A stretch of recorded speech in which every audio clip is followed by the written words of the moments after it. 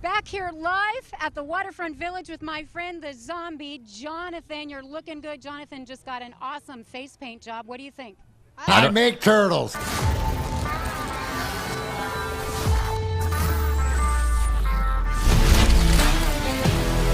It's now time for Big D Energy with four-time Stanley Cup champ Darren McCarty and the golden voice of Neal Rule. Live on the Woodward Sports Network, 99.1 and 93.5 The Roar, the Woodward Sports app, and anywhere you listen to podcasts. Let's talk some sports. It's Big D Energy. Yo, welcome back. Big D Energy, Woodward Sports Network. My name is Neal Rule. That guy over there is D-Mac, Darren McCarty here in the house. We got Sam Flannel. He is on budget. You know, we got our guy Spencer Raxter here on the ones and twos as well. And most importantly, we have all of you. What up, though? You're watching on the YouTube channel for Woodward Sports. Detroit Dabber, first one in here today. And, it's reassuring when Dabber gets in first. It makes you feel good. It gets things off to the proper start. Our Twitter handles are on the screen as well. Want to send us a tweet? Go ahead. Feel free to do that. Also, we'll take your thoughts on that chat thread with what is going on. Got a big-time show lined up for you today. Huge W yesterday for the city of Detroit. Hard knocks for the Lions. Lions hosting the 2024 NFL Draft. And D-Mac, man, it's almost like the NFL machine is taking the Lions franchise finally and bringing it in close to their bosom and saying, hey, everything's going to be okay. No, what this tells you is your perception from outside of Detroit finally. That to me, this is the start of getting a respect on the Lions name, but it's sort of earning it. So what we talk about here, what I've seen as far as culture-wise, this is part of the culture, and you should be proud of that as a city, as a person in Detroit, to bring it to your city and stuff like this. We got a lot of cool, exciting stuff coming, and it's where downtown is. It's where these teams are. It's where the Lions are. The Lions beat out. Obviously, I figured they'd beat out Washington because I would not think, with everything going on with that football team and their owner, that they were out of it. But to beat out Green Bay and stuff like this, which is sort of that's a small win. I don't care what it is. You beat Green Bay in anything. Take it as a small win, but it's a time in a few years to show out. That gives us a couple drafts, before this one. And in all reality, I mean, the hype that I'm thinking of where this team should be at, this is the precipice draft. So this should be the draft where you're expecting this regime, and you've said it, to win a playoff game. That might be the draft, and everybody, or maybe we're coming off it. Be cool if we're coming off our first playoff win going into the draft. But the fact that it's coming downtown, Campus Marshes, we're going to get to show out the city.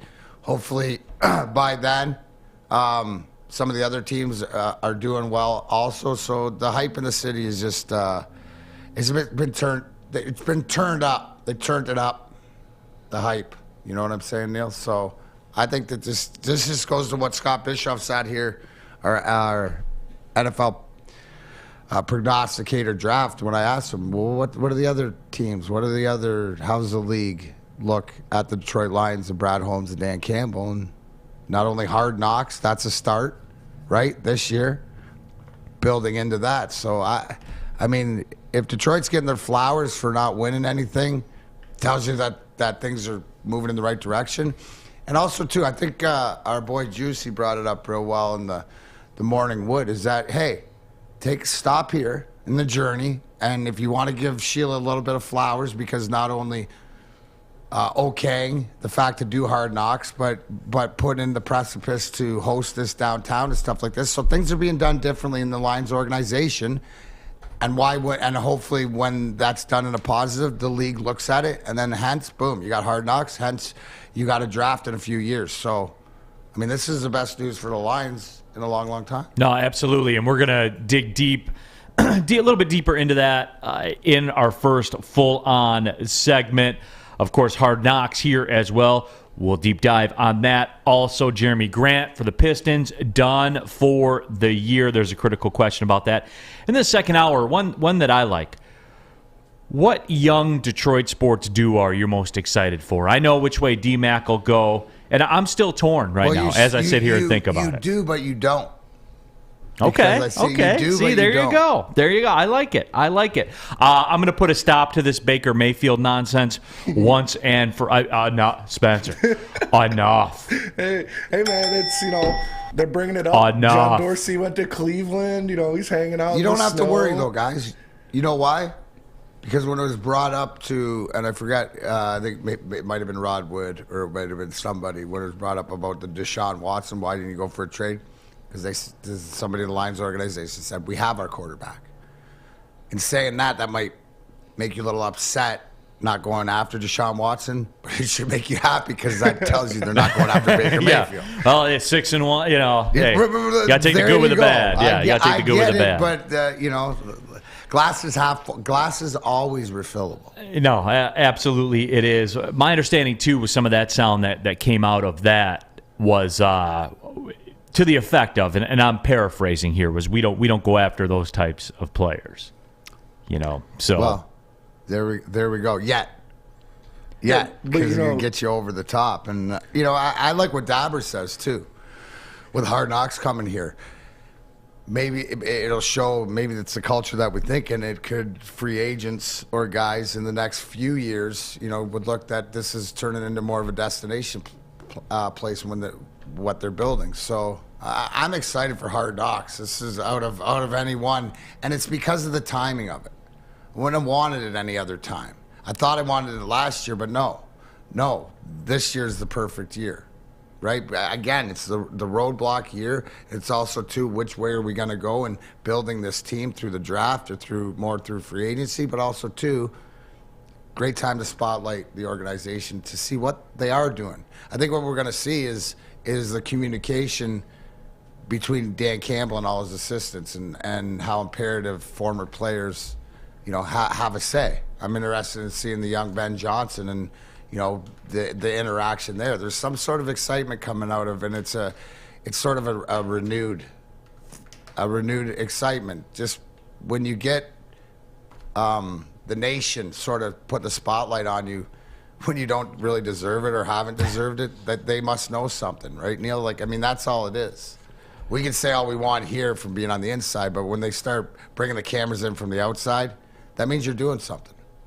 No, you're absolutely right. And Spence, what'd you have, man? Oh, I was just going to say, when you're talking about, they don't want those problems, Cephas caught a case. They didn't worry about that. Matt Patricia caught a case. They didn't worry about that. I think, if you have a chance to get one of the top 5 quarterbacks in the league, although completely, don't understand everything he did. I'm not okay with that. I'm not condoning any of that behavior, but you got to at least make the call. You got to at least make the call and see what it costs. Can I address this one thing? Sure. Yeah, the CJ Snyder says, I think players already get plenty of info on team culture from other players. Absolutely. You get all the info, but you don't know what I'm looking for that I can see when the guards are down. When the cameras are always on and stuff like this, the guards have to be up. And when you're not prepared for that, you'll look for things. Because some players, it's like sort of little things that you look for, and especially star players, right, of how they're going to react. So, yes, the conversation through the offseason and for guys that play, there's one thing, but you have to have an eyeball test. And if you can get both, when you just don't have to go on hearsay from your buddy about how he'd like it, yes, that has a huge play in it.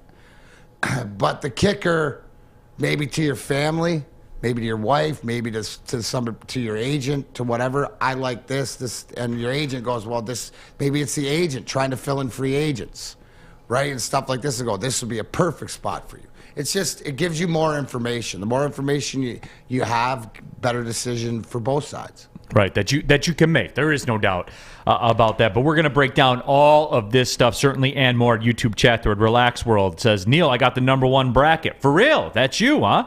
All right, good work. Who's good that? Work. Relax World is the name of the YouTube chat thread. How many of the 4 does he have left? Well, if he's the guy that's up top right now, then he's got Villanova winning it all. Not a lot of Villanova love. No, I mentioned that, though, Yeah. but I mean, obviously, you mentioned matchups, right? So Right. This is against Kansas. This is where matchups make games. So obviously, this is sort of the big test for their bracket, right? Would you Sure. say, I know it's the Final Four, but you mentioned that when we saw St. Pete play North Carolina, stuff like this. So, what do you like in the Duke North Carolina matchup? It's funny because Carolina's walking in and fouls are going to be 5-1 on the board. When the bus pulls up to the Superdome or the Caesars Dome, whatever they call that dome Even now. in the Final Four. Even in the Final Four, fouls are going to be 5-1, man. You gonna look me in the eye? You gonna look me in the eye and tell me they're not going to be? I know that's fact. If you say that, that's what I'm going to be looking for. And so can North Carolina catch them back that? up. They'll catch them back up. You guys are going to notice this a couple times. Fouls will be 4-1. 4 on Carolina, 1 on Duke. Then they'll catch them back up, and then Duke will be the first in the bonus, and then they'll catch them. Like, that's the way but Carolina knows that going in, so you got to deal with it. This is going to be the most road-style, neutral, officiated game. Sports, right? No, especially college basketball. It's that soft underbelly that nobody ever talks about, that we pretend that it doesn't exist. So that's what it's going to be done. But hey, I hope it's one of the listeners of our show. I hope you capitalized on that Arkansas Gonzaga gold that was given out, right, Sam Flannel? I tried to tell everybody. I mean, I'm a little salty about that because I had Gonzaga winning it all, but you did tell us you win. Tried to tell you. Congratulations, Neal. But see, even the best of us aren't immune from making a mistake. I put a lot of faith in Rick Barnes, so I got what I deserved. Oh, you put faith in Rick Barnes. Yeah, you did get what you deserved I there. did, 100%. I'll stand up there and say I had Duke winning it, but I had Tennessee in the Final Four, and ultimately that was my undoing.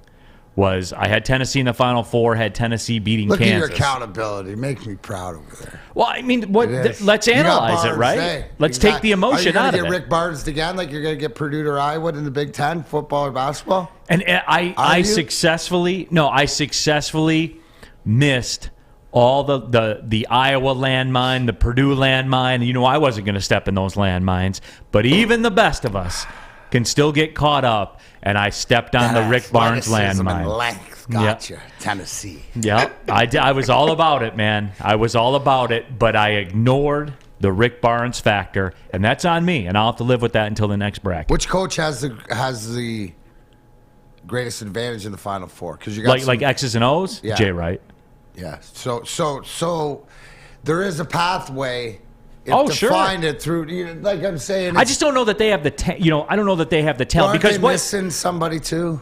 What's that? One of their key components is out, and it goes back to what I talked about yesterday, D-Mac, where these teams, the Dukes and the Carolinas and the Kansas, and we've seen it. So it's not like I'm talking out of my ass here. Like, we saw it where things got questionable, and they took it to a level that the teams they were playing couldn't take it to. Right, and that's what, when we see the cream rises to the top and stuff like that, more so than not, I know it's the same teams, but I look at, like, it really comes down to coaching more so in the basketball, right? Like, when you look at the Final Four right now, and you look at, like, Coach K at the end of the run, but being able to get Duke to play well at the same time. You know what I'm saying? Yeah. North Carolina, Villanova, So actually, you know what? For a Final Four in the matchups, and if you're a fan of basketball, these are good matchups. No, 100%. Like, I mean, this is good. This is watchable TV. No, you got it all. I mean, you got in Villanova, you got the team that plays well, that executes well. They're prone to scoring droughts. That's going to be their problem, which you can't have when you play Kansases and Dukes and things like that. And obviously, you have the best player, and that was part of my logic for picking Duke.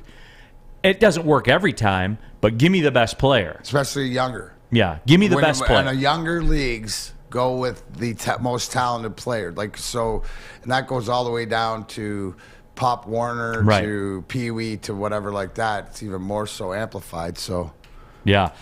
Mike G, Lady Wolverines lost to Louisville last night. Great run, ladies. Go Blue. What a game that North Carolina State and Connecticut. UConn game was. And stuff. Yeah, it was. It was pretty good. And then, I want to mention this before we get to break, Neal. The finals of the Women's Professional Hockey League, Boston and Connecticut. Yeah. I think Boston, they were winning 1-0, but I watched some of it. And I'm watching the game, and I thought it was a university game until I seen one of the defensemen for Connecticut just reef another girl up front of the net, clearing her out. And I was like, wait a sec. That's not no penalty. Right? I was like, oh, this is the Women's Professional League. man, like they free talented. flow, man. They free I'll flow. tell you, this is what these women are so good at. They're such for the most part, they can fly. Like they can skate. I seen some of the sort of setup plays of they get one of their forwards winding up behind their D and they drop it to them and boom, just a firecracker down the ice. So I mean, if you're a fan of hockey and you get a chance, just check out the Women's Professional League. I know that the finals were yesterday and stuff, but just go watch a couple highlights because that's it. That was exciting. As watching hockey is exciting. As watching Minnesota and Western Michigan, like in the college. So, all you hockey fans out there, I know if you get a chance, just pull it up, watch some highlights. You'll be impressed. No, it's really free flowing hockey. I was impressed when I called the match for the Canadian feed. Boston, as a matter of fact. So there, called the champion this year. So how about that? Let me tell you about some other champions. The Sports Marketing Agency. They've been leveraging pro athletes and other notables for a decade against the issues around mental health and substance use disorder. With the help of NFL alumni, Sean Jordan has been able to save lives and take a stand against these issues. Go to woodwardsports.com. Check out the Sports Marketing Agency podcast. This is the F Word. It's a series on fentanyl. And look, you guys know this has been a quiet problem in our community for a very, very long time. Sports Marketing Agency trying to shine some light on it. If you're struggling with substance abuse or mental health, they are here to help. Go to thesportsma.com. Again, thesportsma.com and check out the Sports Marketing Agency. You don't have to go to the beach, man. You don't have to get your butt crack full of sand. You just need a little chili peppers, man, to get that glowing beach chili peppers tan. Woo! With 26 locations in the Metro Detroit area and more coming, Chili Peppers Tanning is where you'll find the cleanest salons in the D. Join the Pepper Club for the best deals on unlimited tanning. Head to chilipepperstanning.com. You just need a little chili peppers, man. Mornings in Detroit just got bigger. Starting April 4th, Terry Foster joins the Morning Woodward Show. That's right, the Motor City icon is now going to be on Woodward Sports every morning. So make sure you're waking up 8 a.m. to 10 a.m. daily to hear the Detroit legend along with Adam right here on Woodward Sports. Off and running, Big D Energy, Woodward Sports Network. Neal Rule, D-Mac, Darren McCarty. We got Sam Flannel. He's on brand with yet another edition of the Flannel. Where are we at? 27. Day 27 of 365 consecutive days of Flannel. I don't know why he agreed to it, but he did. I'm crying on the inside, but it's okay. It's still cold out. It's still comfortable, so I'm just rolling with it. And I'll make adjustments as time goes on. Are we going to see the sleeveless flannel? Oh, yes, I promise at some point we will see the sleeveless flannel. Are the guns going to be out? The guns will be out, but I need to go to Planet Fitness a little bit more to work on them. Right. So, yeah. There you go. Well, ironically enough, we're live at the Planet Fitness studio, so I think we found some symmetry right there, Sam Flannel. We got Spencer Raxter here in the house as well. We got all of you also. Did want to talk about Detroit hosting the NFL draft, but this was a question that just popped up, and you guys know I'll do this from time to time. I'll let someone's comment hijack a show. I'm not above that. You know how that works. Mr. Poole says, I got a feeling that TJ Hawkinson will go on the trading block this year. And so I just, because it's what I do, right? It's my snap reaction, D-Mac. What's a contract?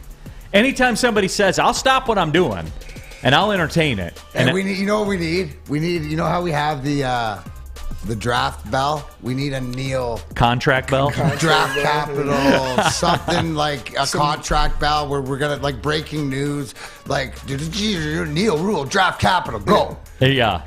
And it's interesting to me because I think that TJ Hawkinson and this whole thing, because we see these things every day, and you guys fire off comments in there, and it's cool. I love it. I'm here for it, man. I wish I could get to them all. But, by the way, Mike G says, Sam Flannel, get your black card at Planet Fitness. That is the play, Sam Flannel. I think that is the play for you. I mean, if I'm going to get these guns, working, blazing. Yeah, so that I can feel good sleeveless, then I should get the black card. I still have the $10 one, so we'll see. There you go. The Big D Energy morning workout. There you go. The circuit. Pumping up Sam Flannel. Harley Fife says, I agree with TJ Hawkinson being traded. Okay, let's do this real quick. What is just the a little, contract? Let's just do it. So this year in 2022, he is scheduled to make right about $6.5 million. Okay, in terms of cap hit, that's what I'm talking. In terms of cap hit, that's what the cap hit is. Yearly cash this year puts him at about $3.4 million. But see, guys, here's the rub. Next year, his cash goes up and his cap hit goes up to $9.4 million. All these people that say trade TJ Hawkinson. Who's taking him? Who's taking him? They're not taking what? him. Okay, let's flip it. So break it down, because you know what? A lot of this is sort of like would you say, am I wrong to say that in the same draft capital thinking as why you can't take Kyle Hamilton as a safety in number 2, money-wise, because you're sort of locked in when the top guy's making 15, you're going to have to make him 9. Who's going to pay? Not what are the top tight ends in the league making against the cap? That's the thing, the $9 million. Unless it's the finishing piece to a puzzle that somebody really wants. But isn't this actually the perfect storm to see what Hawkinson sort of is or has? What is after next year? Well, that's the rookie contract runs out, and then it's so. And just to give you a frame of reference, that George Kittle's around $14 million. That's George Kittle. That ain't, who it's not. Right, George Kittle. Yeah, I just Mark Andrews. I got a top 10 here. Yeah, Travis Kelce. So in saying that, right, at $9 million, isn't, if he's productive, like that's why this season. It isn't this season at the 6.5 with the 9. If he comes out and produces, not even like Pro Bowl ish, but is a effective part of the offense or whatever else, then you're sort of getting him a deal in his last year, right?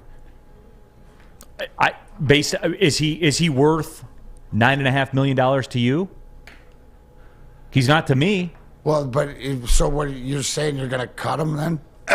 Yeah, are you just going to eat the? You're going to cut and eat the. Now, I may let that contract play out, right? Because you got him for the year. It's already there. What you're seeing with Hawkinson more than if somebody trading him is him playing out his contract or going out there and earning something. I still think, there's something there. There's something there, and maybe it's Ben Johnson and.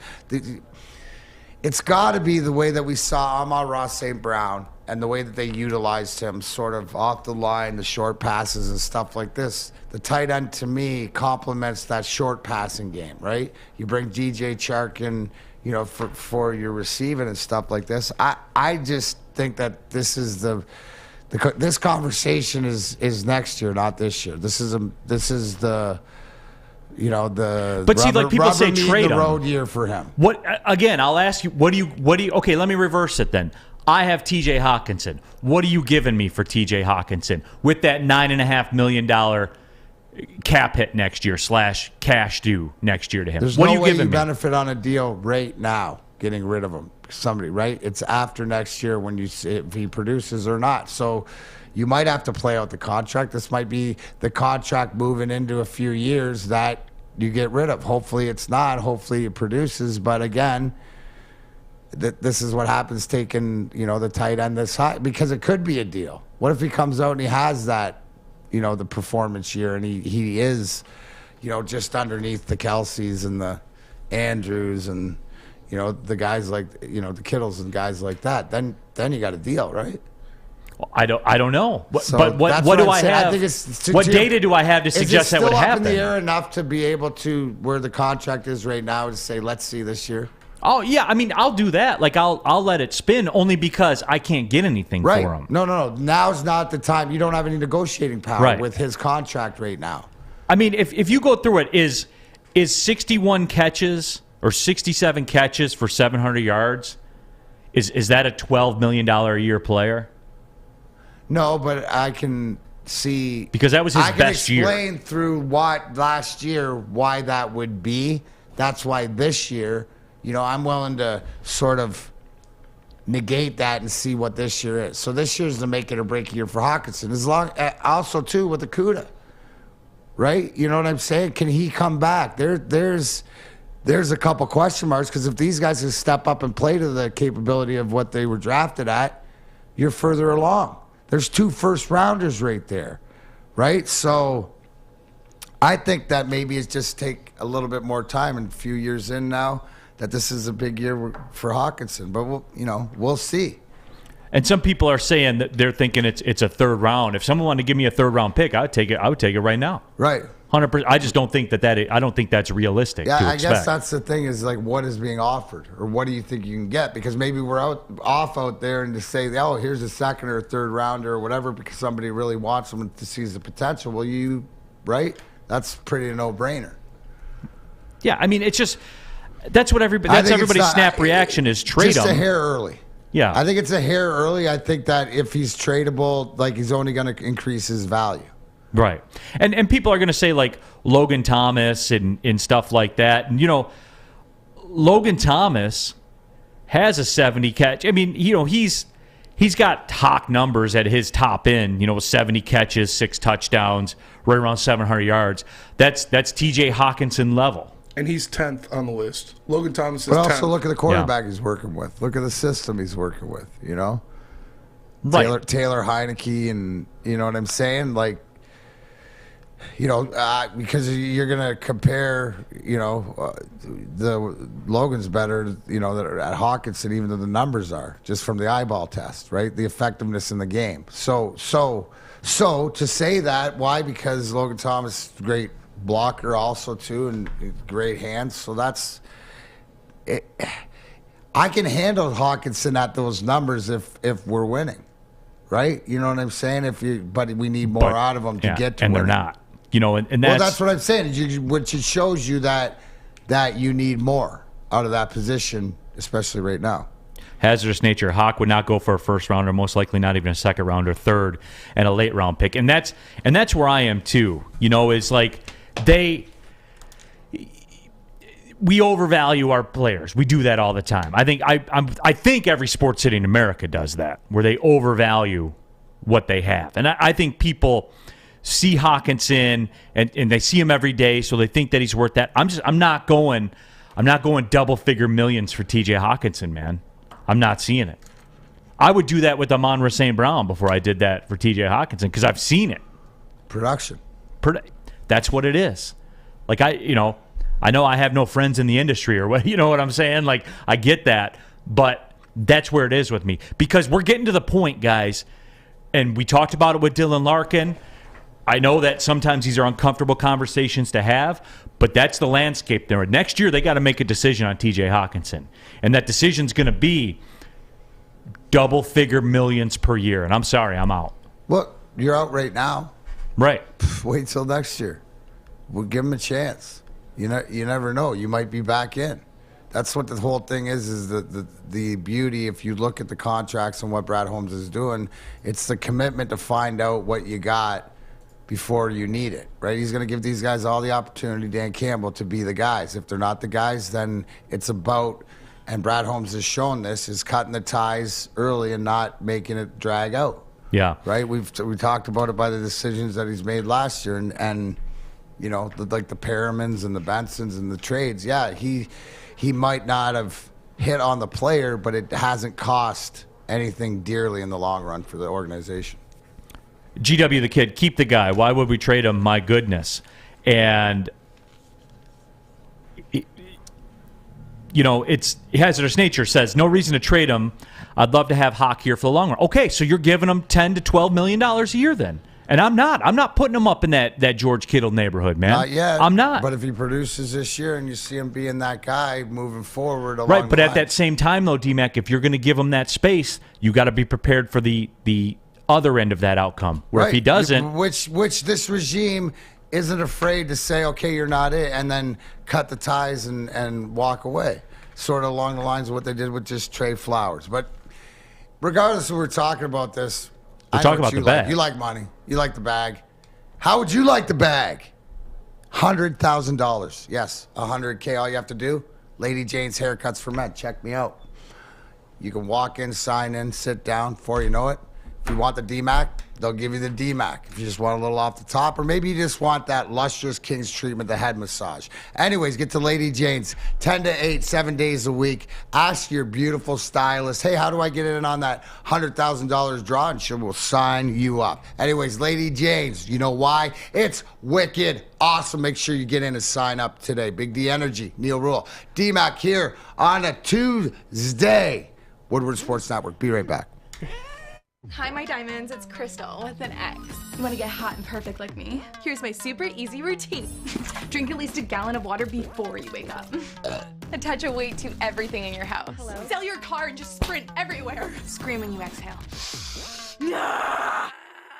Don't follow Crystal with an X. Do your own thing at Planet Fitness with tons of equipment and free fitness training in our clean and spacious clubs.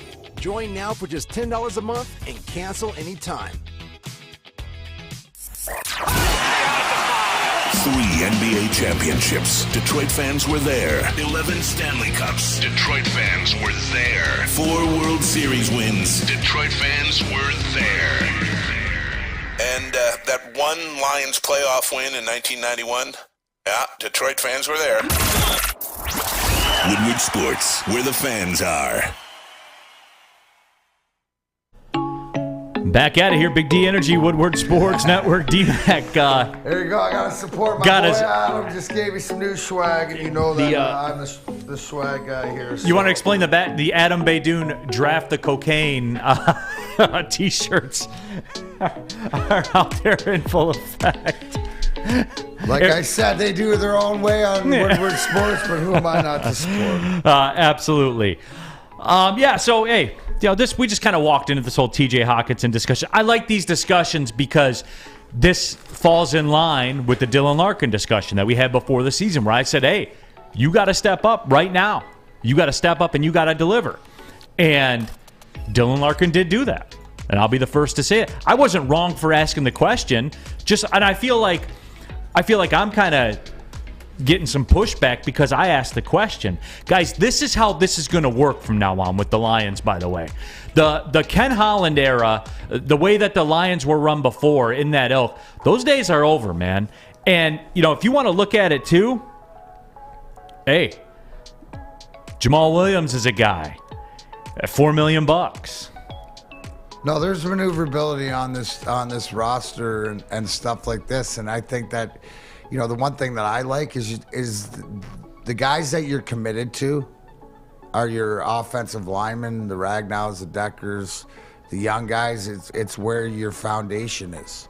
So everybody else has an opportunity to produce, but there are, you always like to look, Neal, don't you, on the roster and see who's expendable and where the money is to save. So whether it's now or later or whatever, but that's reality. Because sometimes if the guy's making $2 million, he's a deal. He's making $4 million, he's not a deal. He's not a deal. And that's just it. Because now, who looks more appealing? DeAndre Swift at $1.6 million or Jamal Williams at $4 million? I think we all know the answer to that question. Right, and what I like is, there's some decisions to be made on options and stuff like this. But again, it goes back, if we're talking about, the parallels to the Red Wings and stuff, it goes back to, okay, Brad Holmes, I like what he's doing. So I think that these are conversations that they're having. How many times in the past have we had conversations that you're like, I wonder if they're having them in Allen Park? Because you're not sure. Now I'm pretty sure, just like we're having these conversations about any sports team, any GM and stuff like that, they've already crossed that path in the conversation. Right. And see, and I see the people talking about Kyle Pitts, what has he done and stuff. He caught 70 passes and had 1,000 yards, man. You see what I'm saying? And yes, I'm comfortable saying this, Kyle Pitts has surpassed TJ Hockenson. Is that fair? For as blasphemous as it was in this town, when the Falcons took Pitts, he delivered. See, that's what they had envisioned when TJ Hockenson got here. Right, that's and why he hasn't been that. I'm sorry, he hasn't. No, but it's a big year. And I mean, that's what it is. It's a big year for a lot of guys. Yeah. And, it's sort of like, I love the mantra is that if you come and you play and you have to earn that contract. Because they've proven that if you come and do that, you'll get paid. A little bit here, a little bit there, a few-year contracts, something that doesn't long-term tie this organization down like it has in the past. Right. Quentin Yearling says, you have to ask the uncomfortable questions if you want to start holding your teams accountable. Mediocrity is turning a blind eye to underperforming players and coaches. Bingo, Quentin. That's it. See, we kind of just would turn the game on and, they're losing, and then we turn it off. And that was across all the teams. Oh, yeah. Now times are a-changing. Now you have to ask these uncomfortable questions. Now you have to be able to look in the mirror and say, yeah, the Falcons drafted Kyle Pitts, and he put up 1,000 spot and caught 70 balls. And what did we get with our tight end? I think here's the conversation, too, is what are the expectations? Going in there as if Hawk knows that, okay, this is what we expect out of you. This is what we're going to work towards. Right? I think there's a comfortability, playing some time with different guys, how hard they work in the offseason. I think that these guys, the Goffs and the Hawkinsons and these guys are so aware of what they have, what's coming in with the hard knocks and stuff like that. So they're going to put the work in. And I think it's familiarity. So I think that if they put Hawk in the right position, hopefully, and say, what do you want to see out of him? 70 and 1,000, you'd be happy. 5 touchdowns, okay. Yes, I do. Right, so and that's what it should be at where he was drafted and what they want to use at that. And the money and all that. That's what we expect.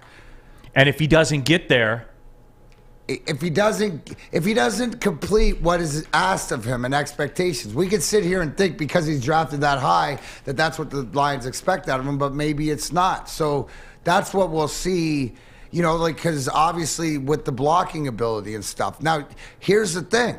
You have to say, okay, last year, it didn't matter who ran the ball. That's the offensive line, whatever. Well, Hawkinson's a blocking tight end. So that's a positive that I give to him, that if he's out there and maybe he's not catching whatever, but if the running game's getting 4.5, 5 yards a game and he's blocking to that, you can't take that away. Right? So you're going to sacrifice the catching guy that's not going to block and you're going to go down to 3 yards. I'm just saying that there's more to it, the small things, and these are the things that it's up to the organization. Right, but those things don't come at a value of $4 million a year either. But here's the thing, Neil. How can we sit here and talk about this is what we expect out of him, this is what we want, if the coaching staff and whatever has it written in that, no, Hawk, we need you to do this, and then this, and then this. And it starts with the running game. Right. So that when it starts with the running game for the tight end, then you're automatically sacrificing personal stats because you're not you know what I'm saying? So hopefully we'll see how he's used more, but you can't take away the fact of the running game last year when Hawk's out there blocking as a tight end. There's something to that. You know what I mean? To all the tight ends. D-Cool, and D-Cool I think says this very, very well because it's kind of my sentiments exactly. If Hawkinson's a second or third round pick, he would be a value pick. But as a first round top 10 pick, is he a bust? I'll stop short of a bust. I'm closer to a bust than a value pick. He could be a bust. Yeah. I think this is the year you got to give him 3 years. Sure. You got to give him, and at that position and whatever else, I think you're right. We wouldn't even be having this conversation if he was a second or third round pick. You know what I mean? No, he'd be my guy all of a sudden because now he's making $2.4 million. Like Smokey says, oh, that's different. Yeah, well, that's different. But I mean, it is because it is different. No, you're right. But see, we have to get our minds along that mindset. Because I guarantee you, Brad Holmes and everybody in that front office, that's the mindset they're operating in right now. And I know it's foreign to us. But again, that's why I'm on board in a way that I've never been on board before. Is because you see these things working. You see the philosophy. You see the roadmap. You see the game plan. You see all these things in play right now. That's what excites me because that's the way the NFL works now. It's not like it used to be. You want me to make you feel better? Yes. Hawkins is going to going to have a more productive year and closer to what you expect than what Zadina has. Okay. Okay? Okay. So there it is. And when the wing season's over, we'll have those discussions again. We'll revisit the Zadina thing and the Larkin thing. Too, along the same lines as the things, the intangibles that of Hawkinson, the production to Zadina, yes, to where he was drafted and what he is, but there's other things to the all-around game. I mentioned the other day, I seen him make a back check play and prevent a goal when he really didn't have any business being back there to prevent a goal. But it showed me that and I watched it, and I could see him coming, from where he was coming from, and it was one of these things that it was like, man, okay, defense is becoming second nature to this guy. You know what I mean? He was going as hard back as he was going forward. That's always been the knock. It's a lot easier it's like going downhill when you're going on offense, and it's like going uphill when you're going on defense. Nobody wants it. So when your offensive guys that you're expecting all this out do the little things, and I know, the way that things are, but it's just, I notice these things, little things here and there, and so we'll have these conversations, but don't count out Hawkinson yet. You could be right. We could be sitting here next year, and I could say I was wrong. I don't think I'm going to be. Okay, well, we gonna see. We gonna see. I believe That's Drake. the beauty. We gonna see. I believe Drake said it best. Everybody. We gonna see. We are Drake. That's right. See, Rob, Neal in 21. Hawkinson was a Pro Bowl. Well, he was like the seventh fill-in or something like that. He wasn't like the Pro Bowler. Yeah, I mean, that was kind of given to him. But with the Hawkinson-Pitts thing, it's kind of different because Pitts lines up as a wide receiver. I understand that. And guys, look, I see you all talking about it, and I understand that. I do. However, with that being said, I mean, you're telling me you're going to give him $12 million a year because he can block well? No, you just drafted a gold jacket offensive tackle. You know what I'm saying? Like that's part of his assignment. It's the NFL, man. Tight end's got to catch some passes. And somebody asked me in here too. They said, "If here it is, GW the Kid, Neal, if Hawk was a 70-catch, 1,000-yard season, would you keep him in the D?" Yeah, because things change then. And plus, if he catches 70 balls and puts up 1,000 yards, that means he played all the games. And look, it's sad, right? Like the concussion problems and everything like that. Certainly, it's sad. And certainly, it's played a part. But at the same time, there's big boy business, and you got to be out there.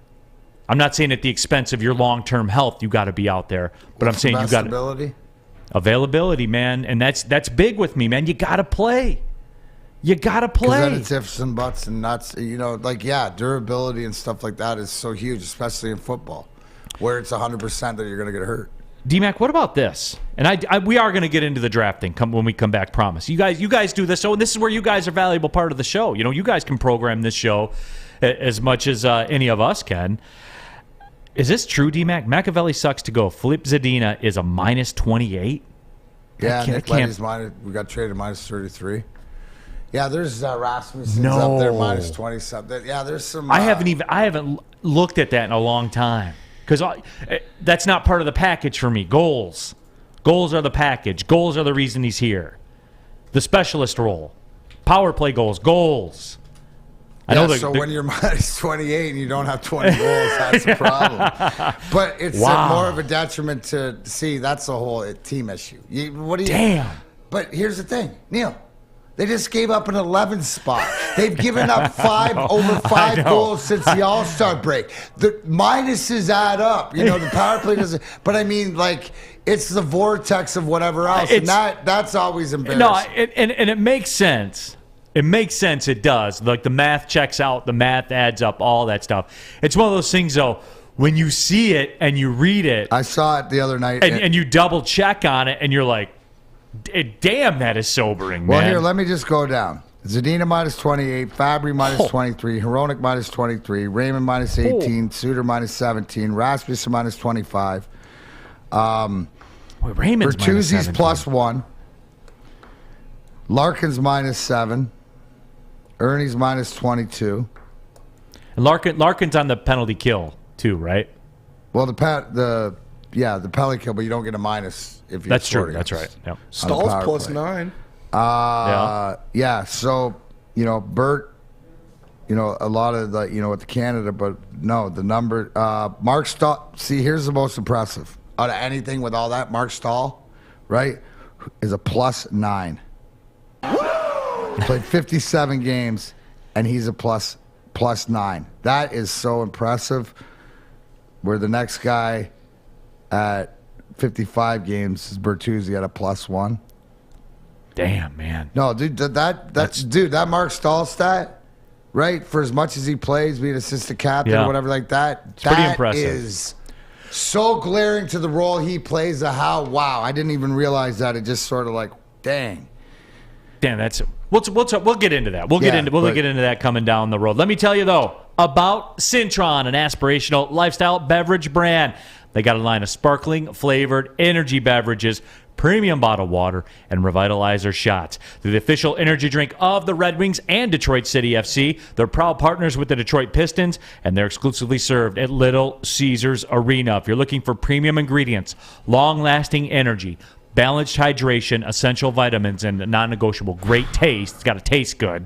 I mean, come on, everybody. What are we talking about here? Cintron is your top choice. Buy online at CintronWorld.com. Use the promo code RedWings10. You'll save 10% with shipping included. Drink it. Live it with Cintron.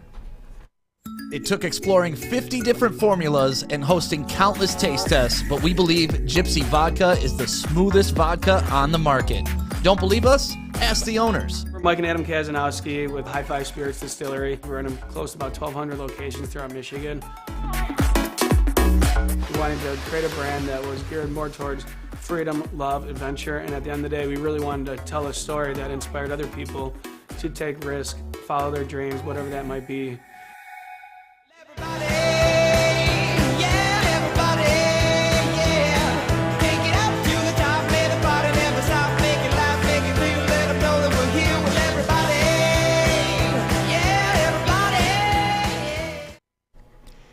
Neal Rule here for Wing Snob, and I've been told it takes a snob to know a snob. So here I am talking about Wing Snob and their fresh, juicy, hormone-free chicken. The best traditional wings in the game. Guys, let's put the script aside for a second.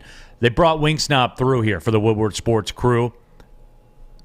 It was very, very good. It's in the discussion as the best in the game. And again, I'm not paid by them or anything like that. I'm just telling you guys, when I tasted them, they were pretty damn good.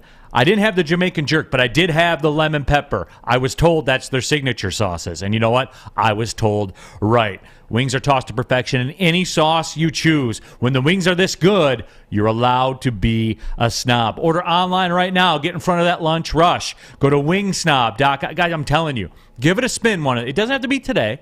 Give it a spin. Jump on that computer. Go to wingsnob.com. Tell them Woodward Sports sent you, and then try it. You'll thank me later. Trust me. Wing Snob. We just have better wings. Do you think I pulled a snob off well at the end of that? Yes, you do. It's almost effortless. I think that's the most. I mean, everything should be snob. You should have the Neal Rule snob line. YouTube chat poll. Does Neal pull off the snob in the Wing Snob ads? Yes or no? I was told I do. You're true pro. It's just that's not even being a pro. That's just that's like Sergey, man. That's just like being touched by God. There's nothing you can do about it. That's it. Just natural talent, guys. Natural snobbery that I can deliver unlike any other in the game. Detroit hosting the 2024 NFL Draft. Campus Martius, where it's all going to go down. I guess down into kind of Hart Plaza. Ford Field will be involved to some degree. And guys, look, I'll tell you what. We have these discussions, and we talk about, draft capital and the draft and the NFL draft. And I know that everyone talks about it. We're Detroit fans and we're Lions fans, so the draft party is our Super Bowl party and stuff like that. And I don't know why I've always been captivated by the NFL draft, but I have been for as long as I can remember. Me and the guys, we would get together, in our early 20s. And remember when they did it all on Saturday, like the first 3 rounds on Saturday? We would have those marathon sessions out. You know what I mean when I'm saying that. And it was such a great time, and it was so much fun. What is it about the NFL draft? Is it the hope? I know it's like the NFL's version of religion, right? Like religion sells because it's hope. The NFL draft, I think, is the NFL's religion. Well, I think it's the one thing that, being the biggest, it controls everything, obviously, because it can get everybody involved in it, and it is the new hope, the new draft, like all the different things going on draft day. It's an event, right? Neal, it's an event. You'd always used to see it hosted in New York or whatever, and all the rabid fans and stuff like this. And I always liked the reaction into the last year where you saw the Eagles fans would just boo everything. Absolutely. The Jets dude had that silly little fireman's hat on. With Roger Goodell coming to the state, there's something to him, bro, hugging everybody, and you know what I'm saying? Like, I guess I love it, be able to see kids reach their dreams, and obviously you want to see who your team drafts and stuff like that, and in different position moving forward. I guess it's like Star Wars. It's a new hope. It's a new hope every year. And I think that runs. And to the point that's our Super Bowl here or whatever, but that's changing. That's changing, and in time-wise or whatever, I firmly believe that. So hopefully it comes to where it's 2024, and wherever we're drafting, we're looking for that guy to put us over the top, right? So it's just exciting. It's just must-see. The way the NFL does it, the production of it, whether you're watching at home. And that's part of it too, D-Mac, and I never hear anybody talking about that. The production value for the NFL draft is incredible. Yeah, just think about even the draft parties we have where everybody's all excited and with the fans and sitting in it, and we're waiting for the draft pick, and guys are talking about it, and who's going to be who's. It's that excitement, speculation, and I think more so because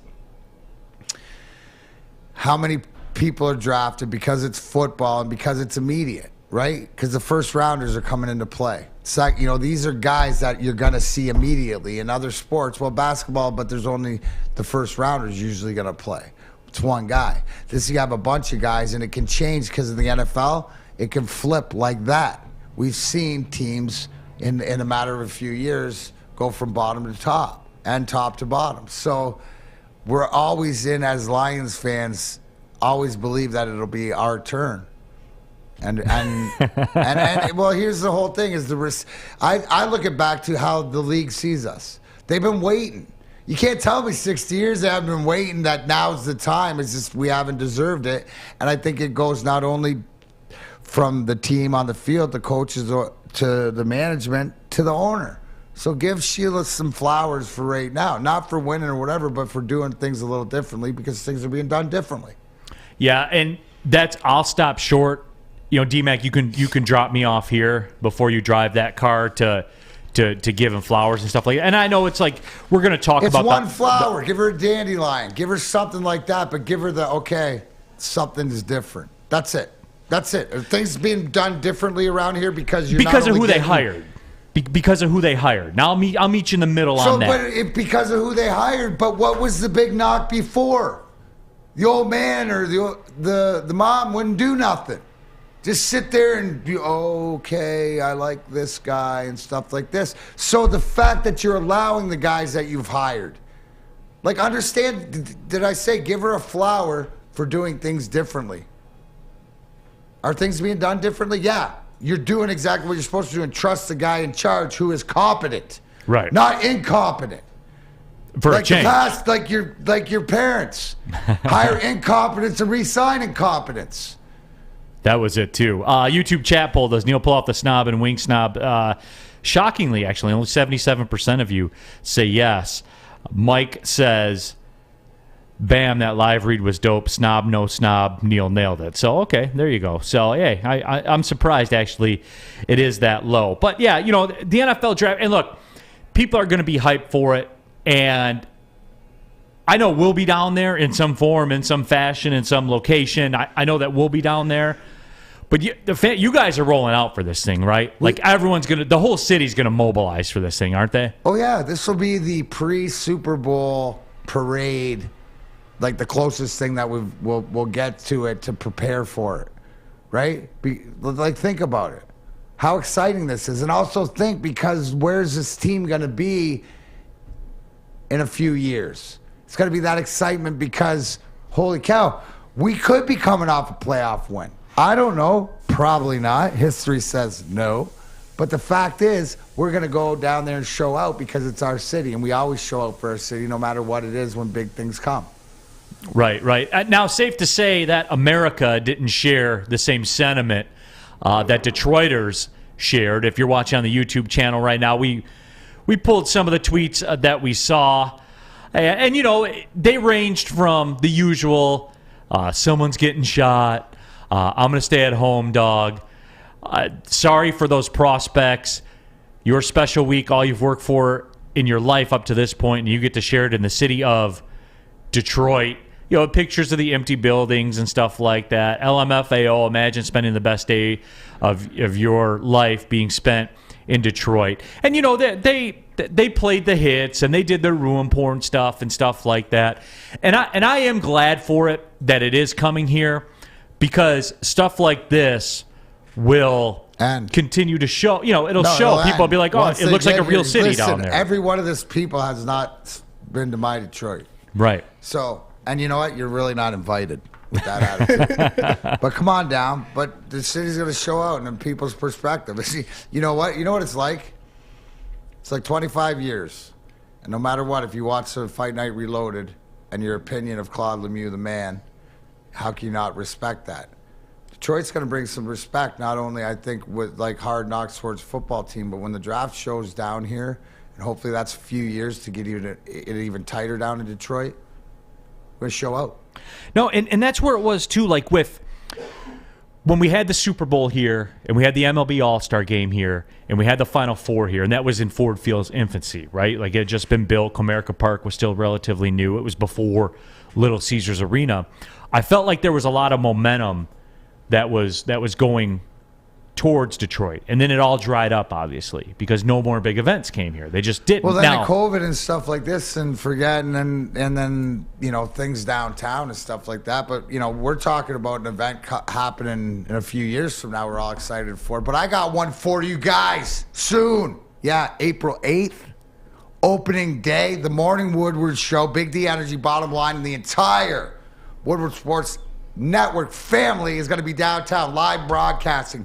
Home opener party, yeah, live DJs, live broadcasts, keg holding competitions. That must be a Woodward Heavyweights production, and so much more. The Morning Woodward Show. So you got to get down to the brass rail. They're going to be from 8 to 10 a.m. broadcasting. Big D Energy will be over at the Music Hall Amphitheater between 11 to 1. That's kitty corner from Ford Field across from the Gem Theater. And the Bottom Line will be back live from the brass rail from 2 to 4. So when is this? You know, opening day, Friday, April 8th, coming in a few years. Really the first opening day in the last 3 years. Looking forward. Let's go. This will be like a preparation party to what we can do for the draft day. So see you guys downtown. Make your plans today. Opening day, Woodward Sports, the brass rail, and the Music Amphitheater with all of us, your Woodward Sports family. Woodward Sports, Big D Energy. We'll be right back. At Wing Snob, staying humble's not our forte. We just have better wings. We're back at it again with our crispy golden brown fries and our famous boneless wings. Juicy, tender, hormone-free chicken. Your favorite signature sauces with no bone. Just when you thought Wing Snob couldn't get any better. Order online at wingsnob.com today. Wing Snob. We just have better wings. Hi, I'm Kay Cunningham. I'm proud to partner with Hall Financial, the mortgage company known for 5-star service. Don't just take my word for it. Check out their 5,000 5-star reviews for yourself. Go to callhallfirst.com and get started with your 5-star experience today. Yes, sir. When we're heading downtown, you know who's going with us. As always, Guardian Alarm, residential, commercial, whatever it is. Your local security experts, they allow you. I'll be downtown. I can check in and turn the lights on, turn the temperature up if a little Dolce's a little cold or stuff like this, or if the house is on fire, the silent deadly killer when you sleep, carbon monoxide. Guardian Alarm has your back, and you can be part of the Woodward Sports Big D Energy family, but I need you to call. You ready, Sam? Yep. 1-800. Stay out. Call 1-800. Stay out. All right. Try to see if you can get everybody down at Campus Martians. We're not going to be down there for a couple years for the draft, but see if they need it down there too, because everybody needs Guardian Alarm. 1-800. Stay out. Get out of my house. Get out of Sammy's house. Leave his flannels alone. He'll be continue to rock in 27 days. You too can have Guardian Alarm because you're local security experts. Tell them Woodward Sports, Big D Energy sent you. Neal Rule, D-Mac here. On a Tuesday, we're going to find gold in Oak Island tonight. No, you know God. We'll be right back. Woodward Sports. Yeah. You are not going to find any gold in Oak Island tonight. Yeah, and you're going to get pictures, and there's going to be Please a shaving, do. and there's I'm going sure to be a wood fragment with a speck of gold on it tonight. There ain't going to be no gold. They found a boot. Yeah. Yeah, thanks. Hey, you guys send me your tweets tonight, the Oak Island tweets, when they're standing there with with road maps in their hand, or Gold. a boot, or an old pail or something like that with a shovel. 227 years. It's just another week. Don't worry about it. We're going to find it. All right, everybody. Stay tuned, 9 o'clock. All right, everybody.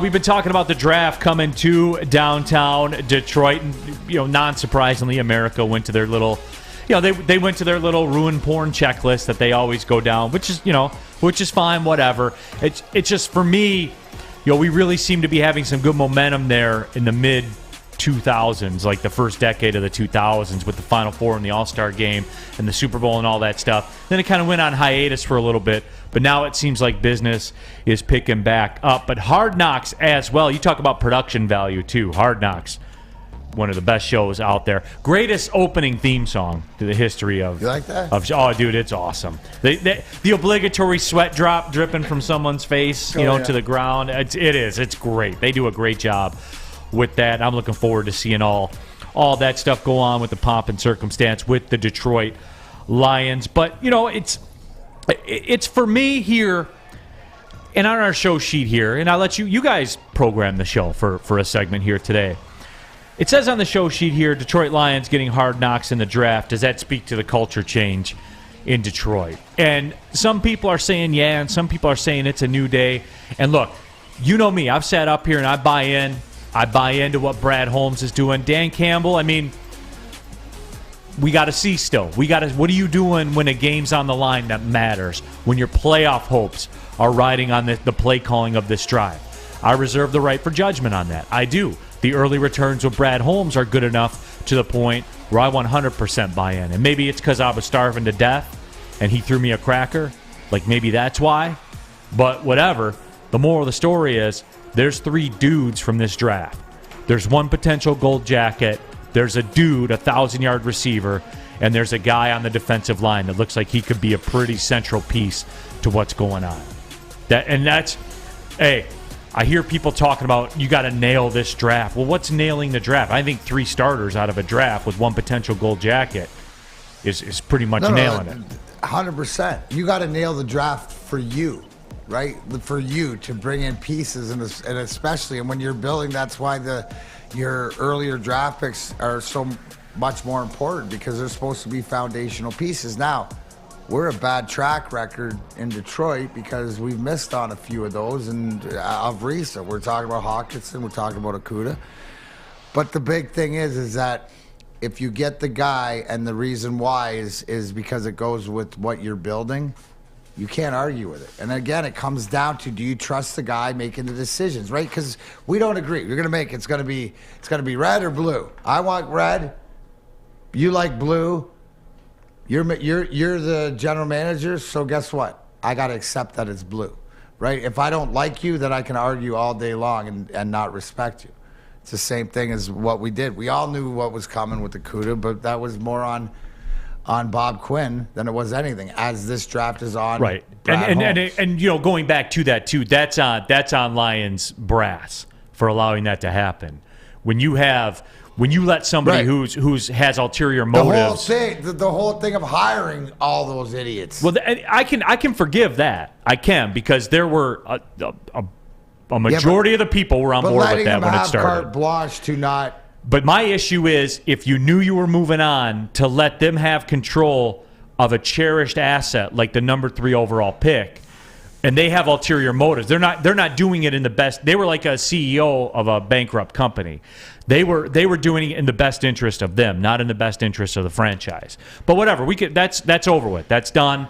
We're moving on from that. But to talk about the culture change thing, and again, does it sound like I'm talking out of both sides of my mouth? Not if you listen. And here's the deal. Am I on board 100% with Brad Holmes? Yes. Do I think that the Lions are going to win a playoff game in Brad Holmes' regime? Yes, I do. I'm not as convinced on that with the Dan Campbell thing, but we'll see. I'll let that play out. To say that the culture's changing and all that stuff, I'm not going there, and I'm not talking about that because I don't care until they win. You want to tell me the culture's changed? Win games. That's the change I want to see. We can get caught up in this romanticism and all this discussion about the draft being here and the hard knocks and it's a new day. Great. Do what you want to do. Get fired up. I'm excited for it, but it doesn't signify anything to me. Winning signifies something to me. Win games. Get to the playoffs. Win a division. That's the culture change. You show me winners, and I'll show you a different culture. That's just the way it works. Professional football. Win games. Is it off to a good start with Brad Holmes? Certainly it is. Just in acquisition of talent, just in draft alone. But by no means are they arrived. By no means has there been a culture shift. None of that. Win games. Then the culture's different.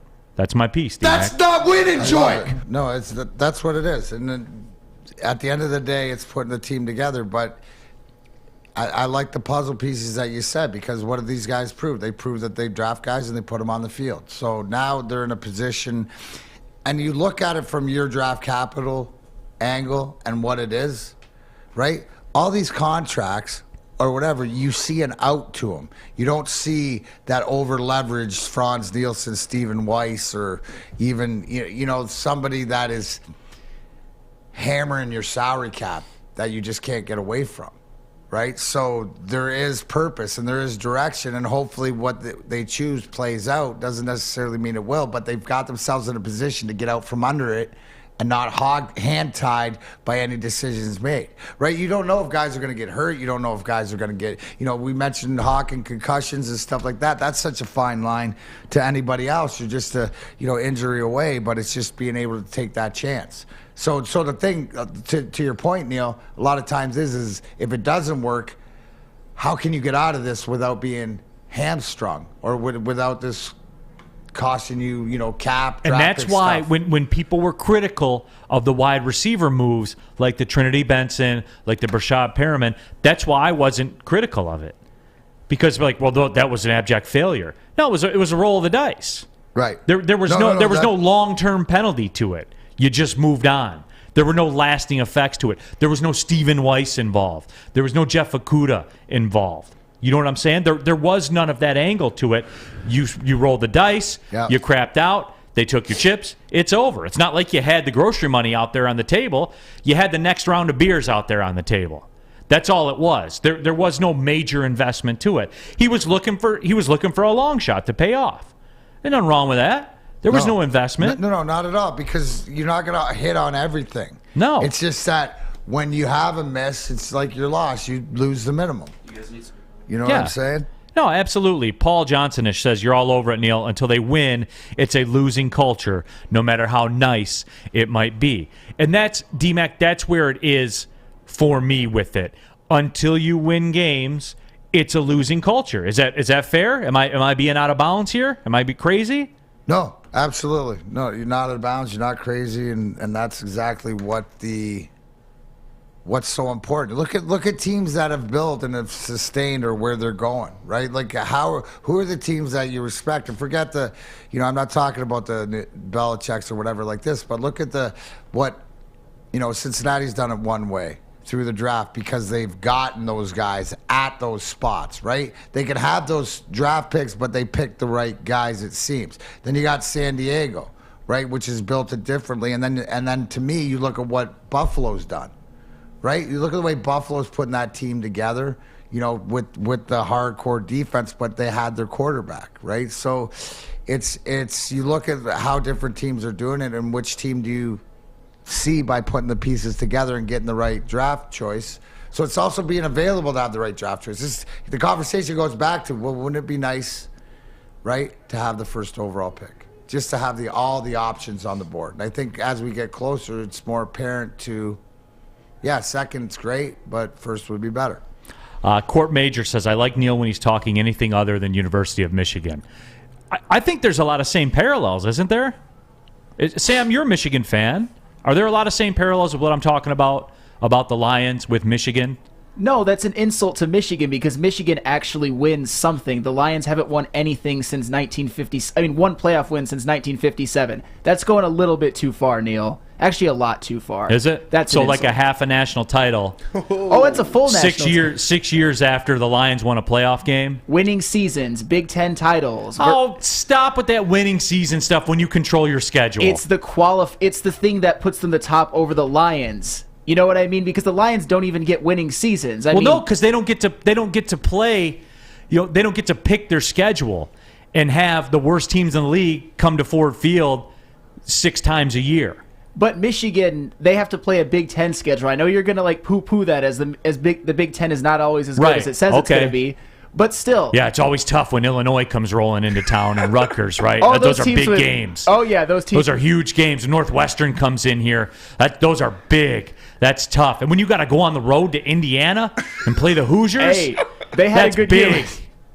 That's big.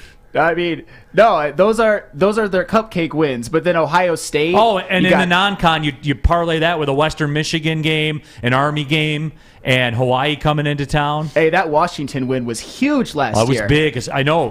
Who was the Washington win bigger for, Michigan or Montana State? Because they both beat them last year. It was definitely a bigger win for Montana State. That's my point, though. Like, they're very similar to me. They are, man. Michigan. I don't have the stat right in front of me, but in terms of all the college programs since 1957, they have to be top 10, 15, 20 winningest when you account for like the Bo Schembechler years and the Lloyd Carr years, and now with the Jim Harbaugh wins. Now the Jim Harbaugh years. Say what you want about Harbaugh, but they were 1-2 this season. They were 1-2. They won the Big Ten. They won the Big Ten championship game against Iowa. It doesn't matter who they play. Yeah, and the Big Ten was a 3-team race this year. So what? They still won it. Yeah, and they went Ohio 1-2. In their like big games, as you say, quote unquote. I mean, I guess they are technically their big games, but Wisconsin was a big win. Winning the Big Ten championship. How is that not a big win? I know it was Iowa, and I know Iowa was trash, but it's the Big Ten championship. It is a big win. They played the Big Ten championship the week before, and yes, they did win. I gave them their flowers for that. It was a great win. I was there. It was beautiful, glorious, and I will never forget that day. Cool, man. Hey, and you shouldn't, because it was a big win. But the Lions don't even have that. They haven't won jack crap. I mean, they won that 1991 big playoff game, and I'll give them credit for that. But one since 1957, you're comparing them to Michigan, the leaders and the best? Hey, DCP won. Michigan should be way better than they are, and he says it perfectly. That is a very fair I think we can point. both agree on that, right? Fair. Okay. Fair. Then we have common ground. YT Sparty says it well too. No matter what you say about Michigan, you can't forget that they beat Yale in 1908 for a national championship. That was a big win. Oh, you know what? Maz was alive. Yeah, Maz was there to cover it. Yeah, Maz was there to cover it. I can't even stop laughing. That's funny. It was a big win. It's a big win for you when you go to the grocery store and pick up some Gypsy vodka. 50 different formulas, countless taste tests. Gypsy, the best tasting, smoothest vodka on the market. It's gluten-free. It's corn distilled 6 times. They use artesian spring water. That's cool. It's made in Michigan, which is really pretty cool, too. You can support local guys from the state of Michigan. It's made in Petoskey. But the bottom line is this. I felt like a wrestler right there. Doing a video. But the bottom line is this. When you pour the Gypsy vodka into the glass and you add the ice to it and mix in a little bit of the lime, what do you have? You have the best tasting vodka, and that is a fact, not opinion. I can confirm it. I had some on Saturday night. It is true. Gypsy Vodka, the best tasting vodka on the market. Go to the store, ask for it by name. It's Gypsy Vodka. As always, drink responsibly. Life is full of hard choices. We're here to make one of life's biggest decisions as simple as possible. My name is Christina Gennari, and for over 20 years, I've helped hundreds of families buy and sell homes. We cover all of Metro Detroit and more, from large luxury homes to starter homes. We will work hard to make sure that you get the home of your dreams. So if you're in the market today or even thinking about buying or selling in the future, make the obvious choice. Christina Gennari, the obvious choice in real estate. Visit us at soldchristina.com today. Mornings in Detroit just got bigger. Starting April 4th, Terry Foster joins the Morning Woodward Show. That's right, the Motor City icon is now going to be on Woodward Sports every morning. So make sure you're waking up 8 a.m. to 10 a.m. daily to hear the Detroit legend along with Adam right here on Woodward Sports. Back at it here, Big D Energy, Woodward Sports Network. Neal Rule, D-Mac, Darren McCarty here in the house. We got Sam Flannel. We got Spencer Raxter here as well. And we showed you guys the shirts earlier. So, and look, the TJ Hawkinson discussion, D-Mac, low-key is gripping to everybody. It was gripping to you guys on our YouTube chat thread. It's gripping to the back rooms here at Woodward Sports. So right now we're going to welcome in from the Morning Woodward Show, who will welcome in Terry Foster full-time starting on Monday. We welcome in Adam Baydoun. The man behind the shirt. Yeah, the man behind the Draft the Cocaine shirts. He is Adam Baydoun. Adam, you came up here and you mentioned the fact this has been a big topic of discussion. What's everybody in the back rooms here at Woodward talking about? TJ Hawkinson is night and day better than Eric Ebron was his first 3 years in Detroit. Even though Eric Ebron has a higher pass catching rate, only 177 fewer yards than TJ Hawkinson and only 5 touchdowns fewer than TJ Hawkinson. 1,600 yards to 1,497. 12 touchdowns to 7 touchdowns. They've both played 40 games. They've both been injury prone. They've both been underwhelming and inconsistent. But this is the guy you want to pay $10, $12, $14 million at the end of his contract next year? I don't understand. Well, you don't understand. He's got a year left to play. Yes, so give him, what does it hurt to what they're building? And obviously just said, here's the thing. Forget the numbers. What are the intangibles? Now, the biggest thing is availability, and he's got to stay healthy, right? And you can't, when you get into concussions, that's the unknown, so you really don't know. But look at the running game. Look at the different things of the way that he's used. My question is that we have expectations on what he should be for what he's drafted, but what is he hearing from out of the team? Right? What's Dan Campbell asked him to do? What's Brad Holmes? First thing is to be available. So if he's healthy this year and if he stays healthy, do you think that he could have that productive year? Now, the contract because of what everybody else is making or whatever, but if he is arguably the 5th best tight end in the league, right? I have no problem paying that guy if he gets us to moving forward. That's why I said this year is the year for him. If he proves it this year, you still have a tough decision, Neal, don't you? Because you're going to have to pay him money, D-Mac. You're going to have to pay I get it, but you're going to have to pay somebody. And we're coming off a Super Bowl where C.J. Uzama and some dude named Scantlin, I don't even know what the hell his name was, were the starting tight ends for these Super Bowl appearing teams. And everybody wants a Travis Kelce. Everybody wants a Mark Andrews. Everybody wants these kind of guys. TJ Hawkinson's intangibles, D-Mac, you talked about them, are 10th the level of Eric Ebron's. The problem is their production is relatively the same. There's not a significant difference between Hawkinson run blocking is not worth $6 million a year to me. No, but here's the whole thing. So what? Here's the flip side. If he does produce and give it, then it also gives you what are your options to move on from that to do what you said and spend smaller on that. But to Neal's point, you have to address how much you're going to have to pay him on the 5th-year option and then what that contract looks like the year after. And if he comes out this year and let's say it's 1,100 yards and 7 touchdowns. Okay, cool. I think everyone's happy with that. Yeah. No one has a big issue. But that's not going to happen. It's not going to happen, guys. What data do you have other than it might happen? What data do you have to suggest that? Think of it this way. Look at the Rams. When they had Tyler Higbee in his prime, essentially, and they went to the Super Bowl, what did his numbers look like? Even though he's probably not the tight end that TJ Hawkinson is. And that type of scheme where you run first, run first, run first. TJ Hawkinson may be the 3rd option on every passing play to start the season. If Chark is healthy, Amon-Ra St. Brown is healthy. Yeah, he may be the 3rd option. But you want him to block. You want him to give you those bailout tight end, and you want him to be efficient in the red zone. That's where his target is. You know, the rest of that, those other guys, like So you want to be like an Eric Ebron type? Kelsey and all these guys, when just allow them to get there, and then when you have these decisions to make, I get it that if you have to establish because he's a first rounder, and I revert to Neal for contract, but for the 5th year.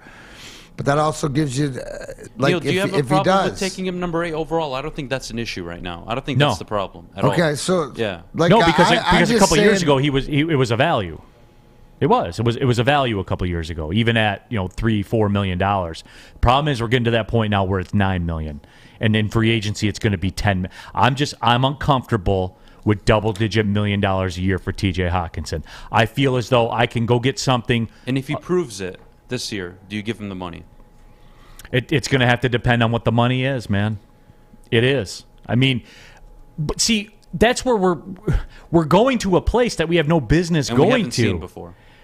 But that's it. I feel as though we're kind of wasting time right now even talking about it, because what data do you have to suggest that could happen?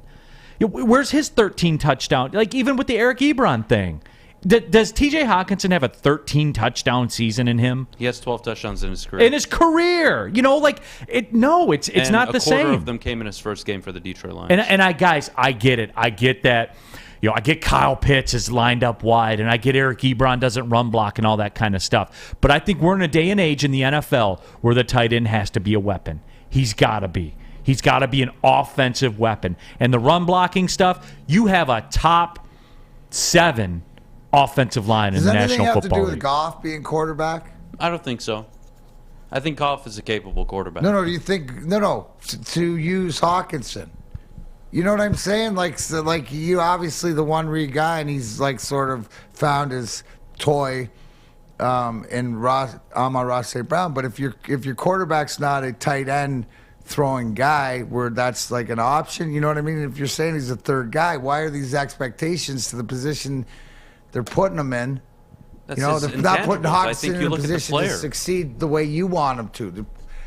My thing is, if they're putting him in this position to succeed for the team, right?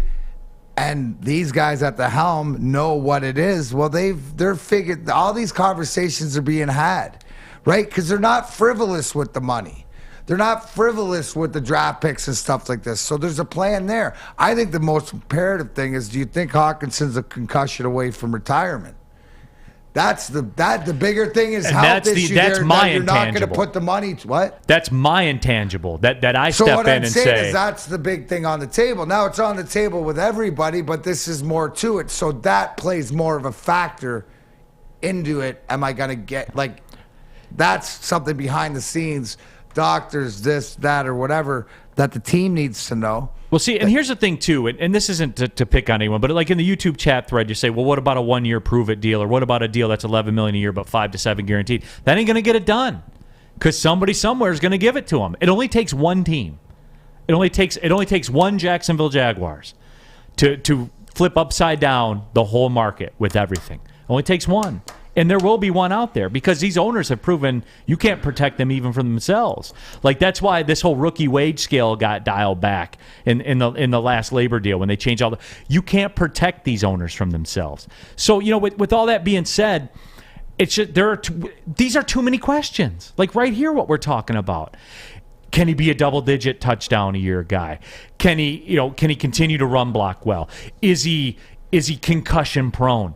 We're asking a hell of a lot of questions for a double-digit $1 million a year tight end who ain't on that level with those dudes that we speak of. I'm sorry, man. I know it hurts, guys. I know it hurts, but this is the evolution of being a good team, where you got to make hard decisions. I know it hurts, but hopefully that's where they are. They have a lot of tough decisions to make at running back, backup running back, their featured tight end. And again, we look at the 8 division winners last year. How many of them had a premier tight end? Kansas City. And that's it. It's true, man. Kansas City, and that's it. But those premier... the league's proven it, right?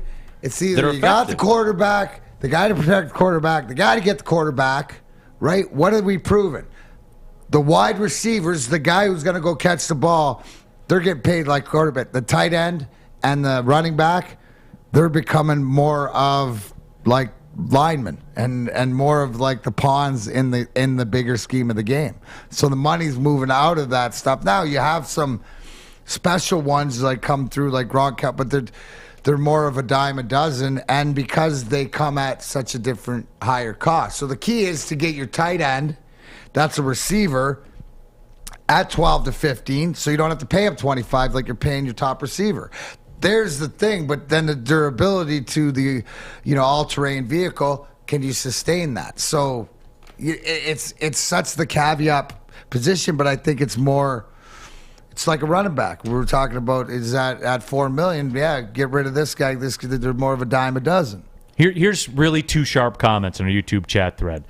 Bradley K says, I love Hawk, but likely won't be worth the big contract, unfortunately. I trust Brad Holmes to make the right decision. And then right behind that, Nick Gunjack says, TJ was overdrafted. Let's not overpay. He needs the bell for that one. That's the most... 7 players, I could argue, have had a better career than TJ Hawkinson from his draft class. Montez Sweat, Jonathan Abram, Rashawn Gary, Noah Fant, who has more yards, and I want to say more touchdowns in his career than TJ Hawkinson, who was a tight end that was selected 12, 13 picks after him. There are a handful of players, Josh Jacobs as well.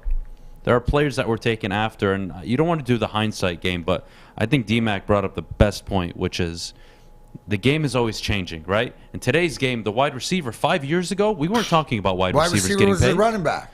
You're getting a running back. You up and look at what Zeke got. That's the last big contract. It's going to be handed to a running back. Yep. 100%. And now it's like Max said, get the quarterback, protect the quarterback, get after the opposing team's quarterback, and get a wide receiver that your quarterback can throw to. That's the NFL right now. Could change in 2-3 years. But when Hawkinson was taking, it was the uprising of tight ends, right? And their value. And right now there's like 3, 4, 5 elite tight ends, and none of them were in the NFC Championship game. And George Kittle was ineffective all playoff long. Please, don't even at me. He was useless outside of run blocking. And he's got the same deal where he's playing. He's got a mega deal, and they're not happy about it. 8 games a year and stuff like that. Yeah, if they could get out of it on their end, they would. They would right now. They would. Adam, appreciate do it you, tomorrow. man. Yeah, thank you, guys. Morning Woodward Show. Adam Baydoun, Terry Foster. You hype? Draft the cocaine. Draft the cocaine. There you go. What does that mean? Yeah, give us that story real quick. Give people so. Yeah, so draft the cocaine means it's tough. I wake up in the morning. I'm not a morning guy. I'm very agitated every morning, so I'm stubborn. I'm cranky. And when I see people in the chat begging for Kyle Hamilton, begging for a quarterback who they may not be ready for, in my opinion, but hey, whatever, I'll accept the quarterback. It basically means don't take Kyle Hamilton or anybody else outside of an edge rusher or the quarterback you're in love with. And if they do any of those things, I may lose my hell. I might lose my shit. Sorry, son. So that's draft the cocaine. Draft the cocaine means... And that's why we love you, bro. We're going to find out. If there's no cocaine on the table, Mac, how are you supposed to do a line? You can't. Right. So what do? You go get the cocaine. You can't get to the quarterback? Go get an edge rusher. You can't protect the quarterback? Go get a lineman. Draft the cocaine. I swear, it's so simple. There it is. Adam Baydoun, Terry Foster, Morning Woodward Show. They do starting it on different Monday. on the Morning Wood, but feel free to tune in. Highly recommended. When I'm over in the Planet Fitness, I got it on in the headphones. You never know what Adam's going to say next. It is a lot of fun. But let me tell you about mybookie.ag. March Madness, we're down to the Final Four, guys. You're going to watch these games. You want to get down on the action. Got an idea for you. Go to mybookie.ag, sign up, use the promo code Woodward with your first deposit. They'll match your first deposit up to 50%. 50% more just for showing up. There it is, guys. That's all you got to do. Masters coming up. Baseball's coming up as well. D-Mac, he'll give you 25-1 winners in NASCAR. I saw the tickets. Hey, Watermelon. Ross Chastain in the over, another one. See, there we go. He'll give it to you on Friday. He'll ride off with his NASCAR picks. MyBookie.ag. You can bet on anything, anytime, anywhere. And again, sign up. Use a promo code Woodward. They'll match your first deposit up to 50%. It's MyBookie. Bet on anything, anytime, anywhere. Have a problem with gambling? Call the Problem Gambling Helpline, 1-800-270-7117. Hi, my diamonds. It's Crystal with an X. You want to get hot and perfect like me? Here's my super easy routine. Drink at least a gallon of water before you wake up. Attach a weight to everything in your house. Sell your car and just sprint everywhere. Scream when you exhale. Don't follow Crystal with an X. Do your own thing at Planet Fitness with tons of equipment and free fitness training in our clean and spacious clubs. Join now for just $10 a month and cancel anytime.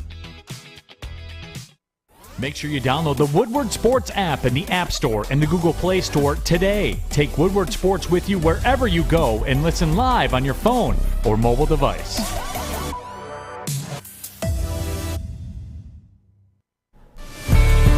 Back at it here, Big D Energy, Woodward Sports Network, Neal Rule, D-Mac, Darren McCarty. We got Sam Flannel in the house. We got our guy Spencer Raxter here on the ones and twos. Also happy to have you all along for the ride. Huge numbers again today. Appreciate you guys tapping in to the Woodward Sports Network and Big D Energy, all the social media interactions, all the YouTube, everything that's going on. It is popping, everybody, and we're happy to have you. The Detroit digital sports media revolution is here. You guys are a part of it. Our YouTube chat poll, does Neal pull off the snob in the Wing Snob ad? 69% of you say yes. 31% of you say no. Are you guys surprised? Are you disappointed? You got some homework. I guess we got a snobbier that they say you're not snobby enough. I'm surprised. I thought it was going to be like 90-10. I thought it was going to be like a Terry Foster Choose Your Own Adventure, 90-10, mollywhopping, as he would say. Pistons fan 11. That way, if we save money and don't spend it, we have money to spend. But also, we don't want to spend it because then you don't have the money. No, and look, I've seen people say this throughout the weeks on our YouTube chat room. It's not that, guys. When Williams was out there at the safety spot, I was prepared to go $15 million a year. Absolutely, because I know what he is and I know what I'm getting. That's what it is. I got no problem. You got no problem spending money and knowing what you're getting. Yeah, no problem. And also, too, selfishly, I do it that way because it double protects me from making the critical mistake of paying Kyle Hamilton $10 million a year when I don't know if he's one of the best in the game. I'll spend it, D-Mac. No, I get I'll it. spend it. But I want the dude. If I'm going to spend it, I want the dude, man. Well, I think that's what everybody's sort of waiting for, and to understand that if you're going to spend the money, you got to know what you're getting in return, and that's what some of these, the top draft picks, what we've had in the past, is that we haven't had the production because of injuries and stuff like that. So I was looking at the positive side is that, with everything that's building, there's an opportunity for them to go take the bull by the horn and come out and flip the conversation to, we should be paying these guys this money. They are playing to the projection of their first round capabilities and going. So, it's again, Neal. It's this situation that you can't. It's apples and oranges. You got to go with whatever else. And the bottom line is, I don't think that Brad Holmes or Dan Campbell isn't afraid to give that deal. It's just they know where they're at, and to make that deal wouldn't benefit the team going forward. So I got to trust them in that aspect, just like if they re-sign guys from the 3-13 team, right? We've talked about that, where it's sort of the recycle, but the deals that they've had, the guys that they've signed, showed something, at least even in the second half of the season last year. Do you know what I'm saying? So no question. There's something to build on, and I'm going to keep that faith going into camp that Hawkinson or Akuda, or at least one of them, has some surprise for us fan base this year. Right, and that's where it is. And people are saying in the YouTube chat thread, like Adam was baiting you guys with the Ebron thing. Adam's not trying to bait anybody. He's just bringing up questions. And I'll give you guys a question, since this seems to be the TJ Hawkinson Power Hour here. Is for me. And here's the deal. Pulled up Eric Ebron's last deal. Was 2 years at $12 million. $6 million a year. I'm cooler than that I am with Hawkinson at 11. Right. Absolutely. I think. I think everybody, we've seen both Ebron and Hawkinson here, that we'd rather have Hawkinson, right? I would, I think there's more upside or whatever. And I take Ebron at 6 before I paid Hawkinson 11. Well, that's not. But what is where they're at right now? But yes, that is, if Hawkinson re-signed 3 years at $6 million, you take it all day. Oh yeah, $1,000,000%. So the only thing is that can he reach what you're gonna have to pay him because of the contract, right? So you're looking to see, is he worth it? So again, it comes down at the end of the day, the production of the athlete to the compensation that he's getting to help the team, right? Because here's the one thing. Maybe what if Amon-Ra St. Brown steps up and plays like a first rounder and gives you that first round production, and Hawkinson gives you that second, third round production at tight end? Well, then it evens out in the wash, doesn't it? Yeah, I mean, but again, but what I'm saying is that at the end of the day, the team getting better goes with the contracts, but it's not about overpaying. So we're not far off. What I'm saying is that for the $11 million that you might have to pay or make that decision to play Hawkinson, the combination to what you have to pay other guys and whatever, if it works out in the long run to a winning team and it's part of the formula, you're going to do it, right? Sure. So the fact that Hawkinson and do you know what I'm trying to say? If the I know ingredients exactly to what the you're pie saying, yeah. and everything adds up, well, yeah, Hawkinson might make out because he got $8 million. You only want to pay him $8 or $9 million. You got to pay him $11 million. But you know what? On the back end, you got Amon-Ra St. Brown for 5 years, and you're only paying him $1 million, and he's producing like this. You're going to have to hit him down the road. But do you know what I'm saying? In the NFL, with the salary cap, there's a way to do it to benefit your team. That's what good teams do. Adam just sat in here and said you brought in this tight end and this tight end you never heard of.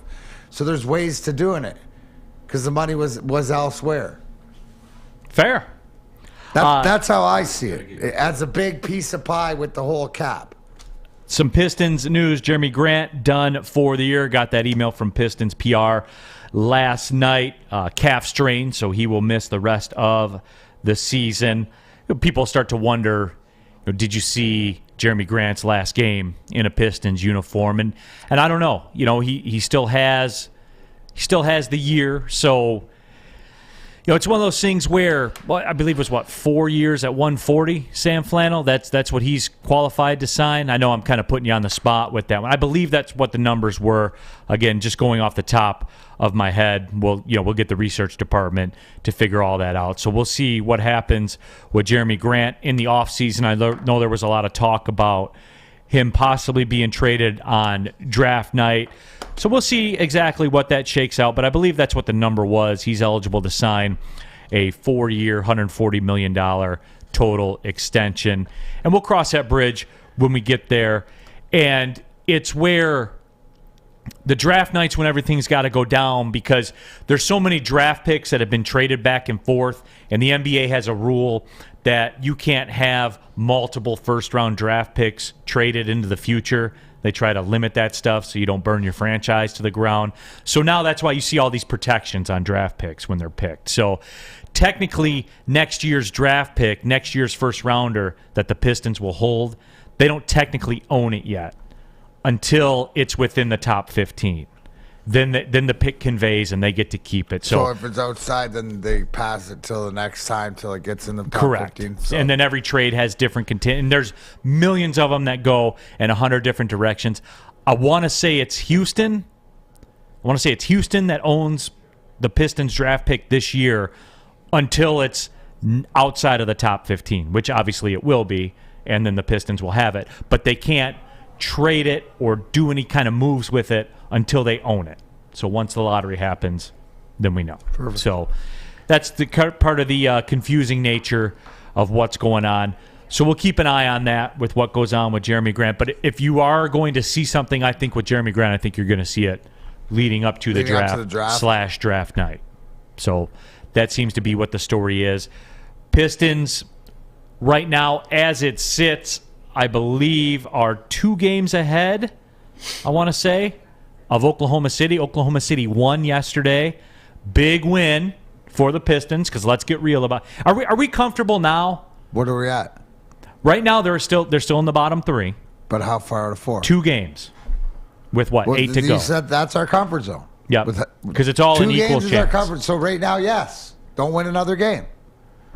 So we found the common ground, right? Like, we're not going to do the Lions thing. Win one. Yeah. You can win one. That's Okay. it. So to me, with the big scheme of things, whether Jerami Grant's here or not, the fact that he's hurt, it's time to shut it down for the season. This is when you shut guys down, right? And also, too, shutting them down with the injury or whatever, no Jerami Grant gives them less, I would think, less of a chance to win. Right. OKC has the Pistons pick through the Rockets.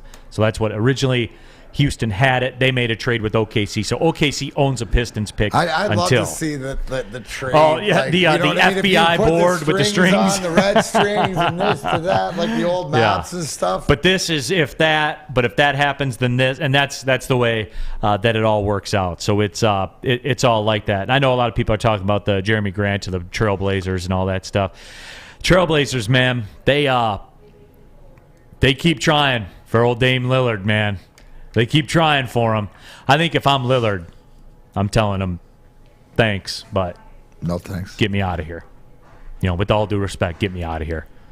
It's to that point, man, where he's at that point in his career now. You gotta do all that stuff. So we'll see. But remember, too, the Pistons do play Oklahoma City. Still, that's a big game. That's a big game. So we're comfortable, right, Sam Flannel? Oh, yeah. Everybody's on board? Yep, I'm on board. Let's take it to the YouTube chat poll. Are we unanimously wanting losses the rest of the way? Unanimously. Because we're to that point. Because we saw it with the Lions. That number one, we really like that number one overall pick. Especially all you Michigan fans right now would really like to have the number one overall pick right now, wouldn't you? We nailed it down like that. We got to finish in the top three because the top three, the last three, get the same odds of the bingo balls, right? I know that as a gambling person that after I won a tournament or a flip or whatever it is, I'm confident going into the next year, but I got to give myself the best possible chance. So as long as they only win one more game, we're in the spot we wanted to be in, right? Because first, second, third is the same thing, correct? Correct. So third is last. Right. In argument's sake here. In argument's sake, right. In NFL, no. But you do have that game against Oklahoma City. That worries me. That worries me. You want me to suit up? I can guarantee a loss.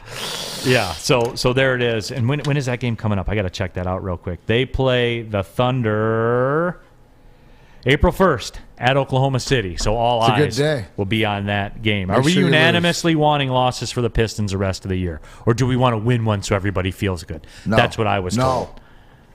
We're here at the Planet Fitness studio, so let me tell you about Planet Fitness. Home of the judgment-free zone where you're free to work out in a non-intimidating, judgment-free atmosphere. Membership starts at just $10 a month. The Black Card option's in play as well, just $22.99 per month. It's less than $1 a day. Use of all the amenities, unlimited tanning, the hydro massage, the massage chairs, total body enhancement. But here's a big thing. Access to over 2,000 Planet Fitnesses worldwide. Unlimited guest privileges as well. You can join today in club. You're going to pass two of them on the way home. Just pull the car in there and sign up there. But if you're feeling, motivated, you want to do it right now, hop on that computer. Go to planetfitness.com no matter where you are. There's one close by. Now open in Midtown Detroit at the Detroit Pistons Performance Center. Right now, $0 down, just $10 a month. Get you access to your home club. Planet Fitness, where your fitness, D-Mac. Your fitness is essential. You don't have to go to the beach, man. You don't have to get your butt crack full of sand. You just need a little chili peppers, man, to get that glowing beach chili peppers tan. Woo! With 26 locations in the Metro Detroit area and more coming, Chili Peppers Tanning is where you'll find the cleanest salons in the D. Join the Pepper Club for the best deals on unlimited tanning. Head to chilipepperstanning.com. You just need a little chili peppers, man. It took exploring 50 different formulas and hosting countless taste tests, but we believe Gypsy Vodka is the smoothest vodka on the market.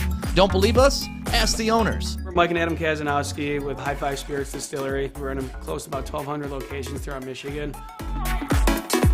We wanted to create a brand that was geared more towards freedom, love, adventure, and at the end of the day, we really wanted to tell a story that inspired other people to take risk, follow their dreams, whatever that might be.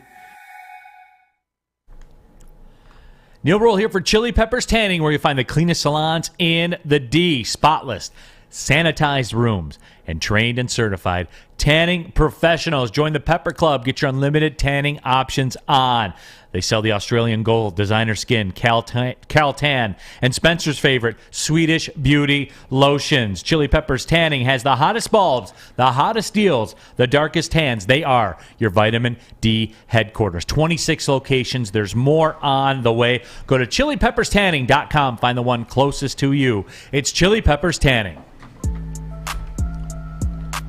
Back out of here, Big D Energy, Woodward Sports Network. The TJ Hawkinson stuff kind of hijacked the show here today, so I'm going to produce on the fly a little bit, Spencer. I want to get to this Detroit duo that excites you tomorrow. It's timeless, so we could do it tomorrow. I just want to give it its due because I think that's a 2-segment topic. I think for sure. I think emotions are going to run high on that one. So we'll check back in with that.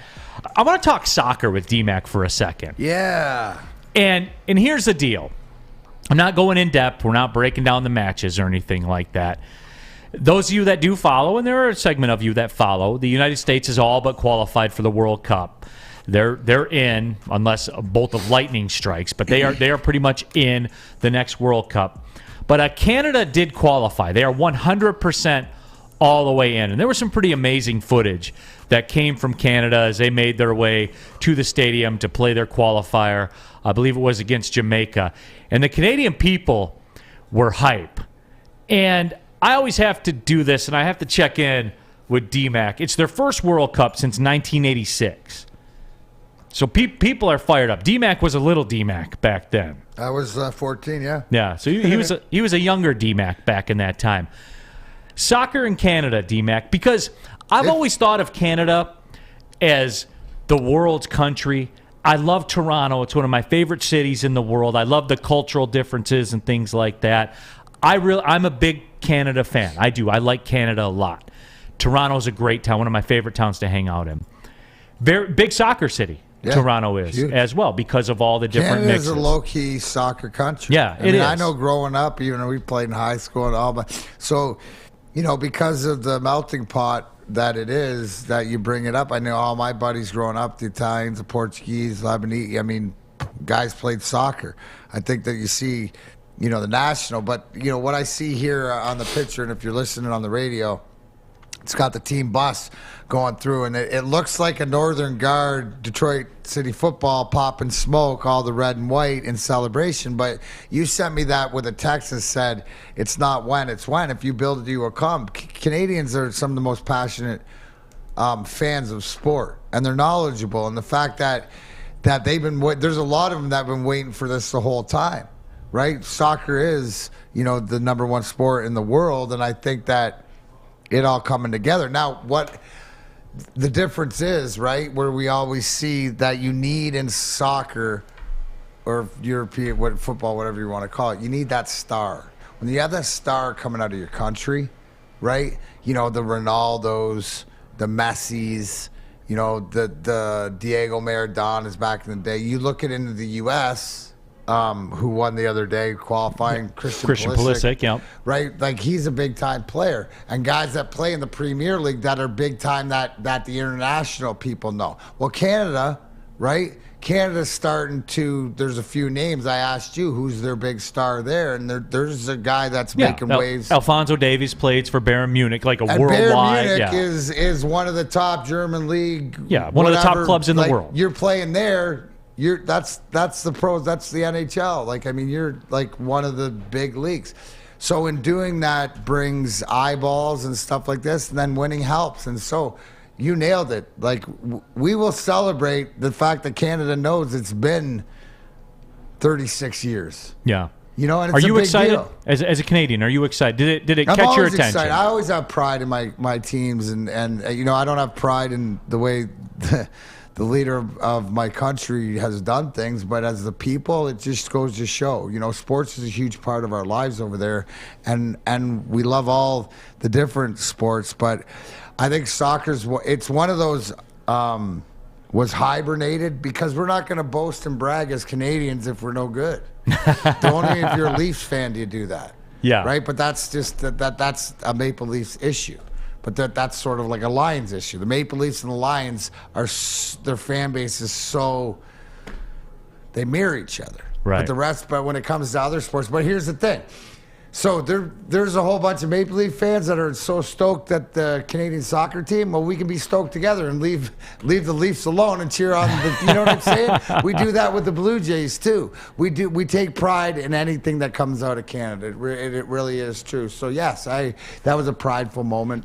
And I saw it, D-Mac, because I saw it calling college soccer and the lower levels of professional soccer, where you saw this influx of talent that was coming from Canada. And the reason Oakland soccer team is good, the majority of their talent that's good comes from Canada. And I saw it coming. I knew this day was coming pretty soon. And here they are, man. They're here. So it is, I'm happy for Canada. I'm happy for America's hat, D-Mac.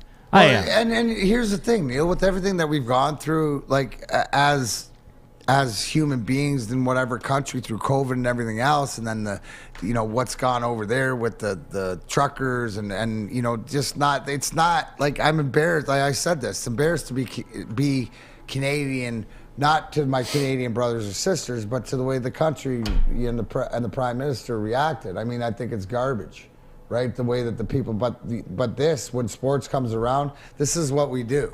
We'll come all together and sort of put things behind us and cheer us on. So hopefully Canada, what is the perception of Canada as the national program from the world? Up and coming? Somebody to... I think so, yeah. I think so. Something that you got to take notice of. They're just not... And you know what it's going to do now when they get to the World Cup? One of those dudes that has the dual citizenship will flip. A guy that's from Italy that maybe plays for Italy. Okay, so that's but the parents live in Canada. I think that's what you're going to see next. You know what? And speaking of that, Italy lost. They're out again, out, even though they outshot them 32-4.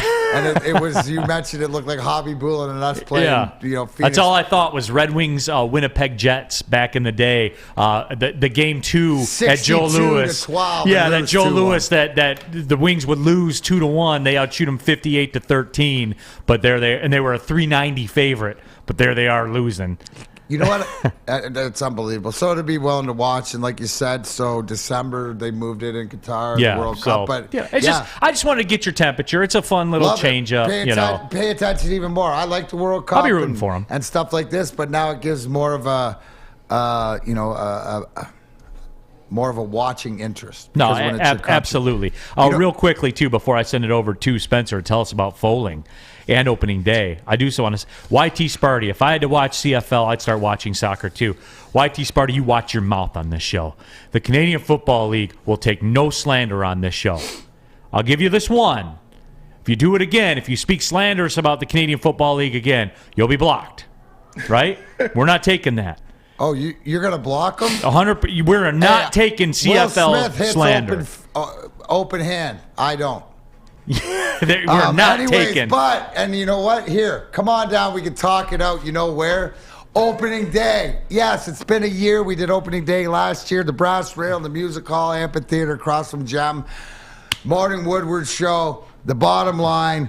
Big D Energy, all going to be there starting 8 to 10 at the Brass Rail, then 11 to 1 at the Amphitheater and back at the Brass Rail for the Bottom Line. When Friday, April 8th, yes, opening day in the D. There's nothing like it. It's the first real one in like 3 years. So we look forward to seeing you down there. Live broadcasts, home opener parties, live DJs, live broadcasts, and a keg holding competition. Sounds like that's sponsored by the Woodward Heavyweights, the big guys. So we look forward to seeing you downtown.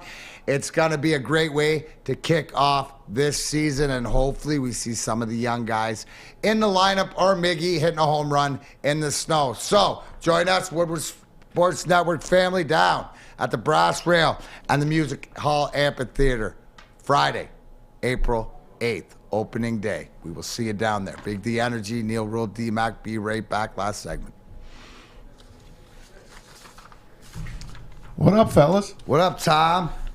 Did you happen to Tom, see? good slap on Spence yesterday. Thank you. That was fun. That was good. A little bit. Not gonna lie. Did you happen to see the new overtime rule in the NFL? Just came through. What'd they say? Both teams get possession. They finally realized the coin flip should not make a football game. It's not a 29 point to 3. Play defense. 29 to 3 it passed. And, of course, smart people said, let's do it. Both teams get the ball. It was the only sport that both teams didn't get the ball. Now both teams get the ball. So why don't they just do that to start then? What do you mean? Because, like, Mike Tomlin had some good words about it, where he said, hey, you got 60 minutes to go win the game. Yeah, go win the game.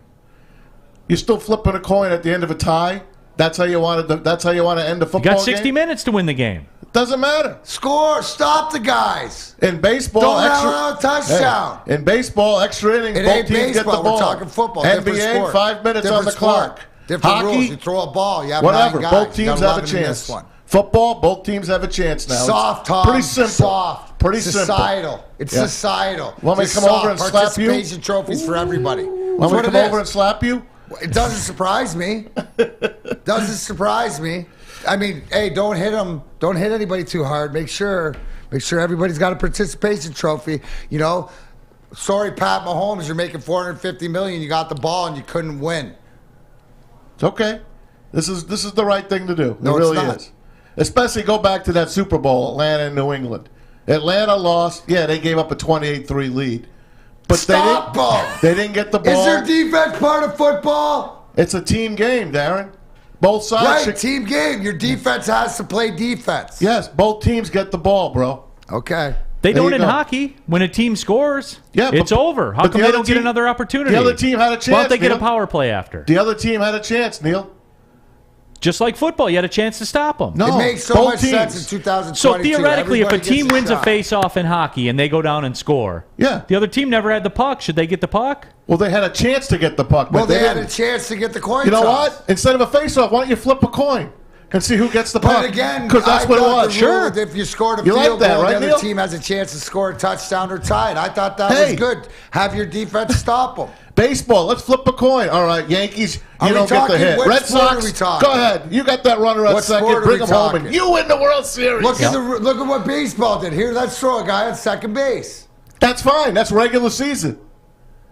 That's regular season. So that's fine. Why don't you? So the regular season, is it left the same way, or is this throughout? Yeah, regular season is still the old 10-minute overtime right now. That's it. It can end in a tie. Coin flip. So this is only for playoffs. Correct. So when you say that, if you say it's only for playoffs, I did. I said postseason. Not for the regular season. They don't hand out participation trophies to get there. You have to explain that, Tom. You were too busy screaming. You didn't hear me say postseason. You were too busy. Maz, you'll have to excuse me. I'm You shook. were too busy soft tossing the league. You'll have to excuse me, Maz. I'm shook because someone took a shot at the Canadian Football League. Oh, my so God. I'm shook. Why? Because I don't like that. So now, what are you going to Matt, attack the Mountain West next? I will meet in the middle, and if it's just for the playoffs, yes, okay, and it'll change the betting line. All right, we got to go to commercial. That was good. That was a good discussion. Though we'll be right back. Bottom Bye, line, fellas. 2 to 4. Fellas, let's be honest. We like things to be easy. We like simple stuff, like sports 7 days a week. We like things uncomplicated, like Lady Jane's Haircuts for Men. Open 10 to 8, 7 days a week. Walk in anytime. Sign in, sit down, watch your favorite team play. And before you know it, your hair will be game ready. Open 10 to 8, 7 days a week. Walk in anytime. Lady Jane's Haircuts for Men. It's wicked awesome. Make sure you download the Woodward Sports app in the App Store and the Google Play Store today. Take Woodward Sports with you wherever you go and listen live on your phone or mobile device.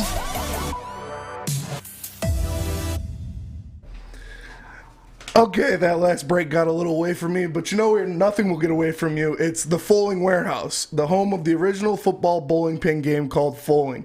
You can host your corporate party, a team building event, or just come in with your family and friends. There are 2 ways to play. You can have $10 unlimited open play, where you can stay there from open to close and throw your arm off, or you have private lane reservation for $120 up to 10 people for 2 hours. You can come in, you can bring any type of food you want, you can bring it in, have a blast. And, of course, they have their $2 mystery beer vending machine.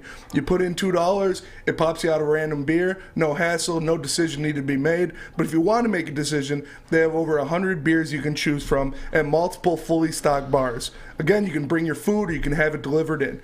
Come on down and get your full on. Check them out in person in Hamtramck, or you can go online and check it out at thefollingwarehouse.com. Again, that's follingwarehouse.com. Back at it. Final minute and a half of the show here on Big D Energy Woodward Sports Network. And you know what? I give Sheila the dandelion, but Maz gets a bouquet. Yeah, Tom Mazawey was the first to have this. Said the playoffs. Yeah, Then Tom Mazawey. Tom Mazawey was the first in the city to have that the draft was coming here to Detroit. His sources, and this is fact. I think we talked about it. And this was a while ago. This was a couple months ago. So give Maz, I'm giving you your flowers. February 28th. That's when you knew? That's it. Because you did talk about it. Came on the show. You did. And I asked you, too. I said, are you reporting it? And you doubled down and said yes. So you know what, damn it? I think that all the Detroit media should cite Woodward Sports had it first. I think so. Because Tom Mazawey had it first. We said it. When they said it was between Green Bay, Washington, and Detroit, I went on and said, my sources, and they're very good, said we had it. It was done. And you saw yesterday's hype video from the Lions. Did you guys get a chance to see that? I didn't see the video, no. It's great. And they were prepared. You in it? Barry Sanders led it. It was really good. Really good. Man, they must have just put that together. They must have just slapped it together. Like right yesterday. Well, I know. I've been busy doing stuff with Barry, so he had no time. He must have just put it together. Real quickly, Mr. Poole says, even my wife, parents who are not sports-oriented people watch the Grey Cup every year. We're not putting up with any CFL slander. Maz, you'll never give the CFL Never. any slander. I watch it all the time. Absolutely. Love it. I do, too. Hey, who won the NIT consolation game? They don't play it anymore. Much to Maz's chagrin. They used to play the NCAA Final Four. They used to have a consolation game. Yeah, they did. In the big dance. They did. What do you guys got on the bottom line from 2 to 4? We got NFL owners meetings, Lions. They didn't need Deshaun Watson. Did you guys talk about that? Rod Wood said they didn't even look at him. Well, it's the same reason. Because they had a quarterback already. I said it's the same reason that don't worry, they didn't need Deshaun. They had the quarterback. This is why we're not going to get Baker Mayfield, because they got the quarterback. Exactly. So it's the pros and cons, man. It evens out. It is. They also said no uniform change this year. But there's a committee looking at it for next year. New Lion unis in 2023 coming up. Oh, my God. New unis for the draft. For the draft. Debut there you go. when the kid walks on stage. For DMAC, for Sam Flannel, for Spencer, and for Maz, my name is Neal Rule. Thanks, everybody, for watching and listening to Big D Energy on the Woodward Sports Network. Well, see you later.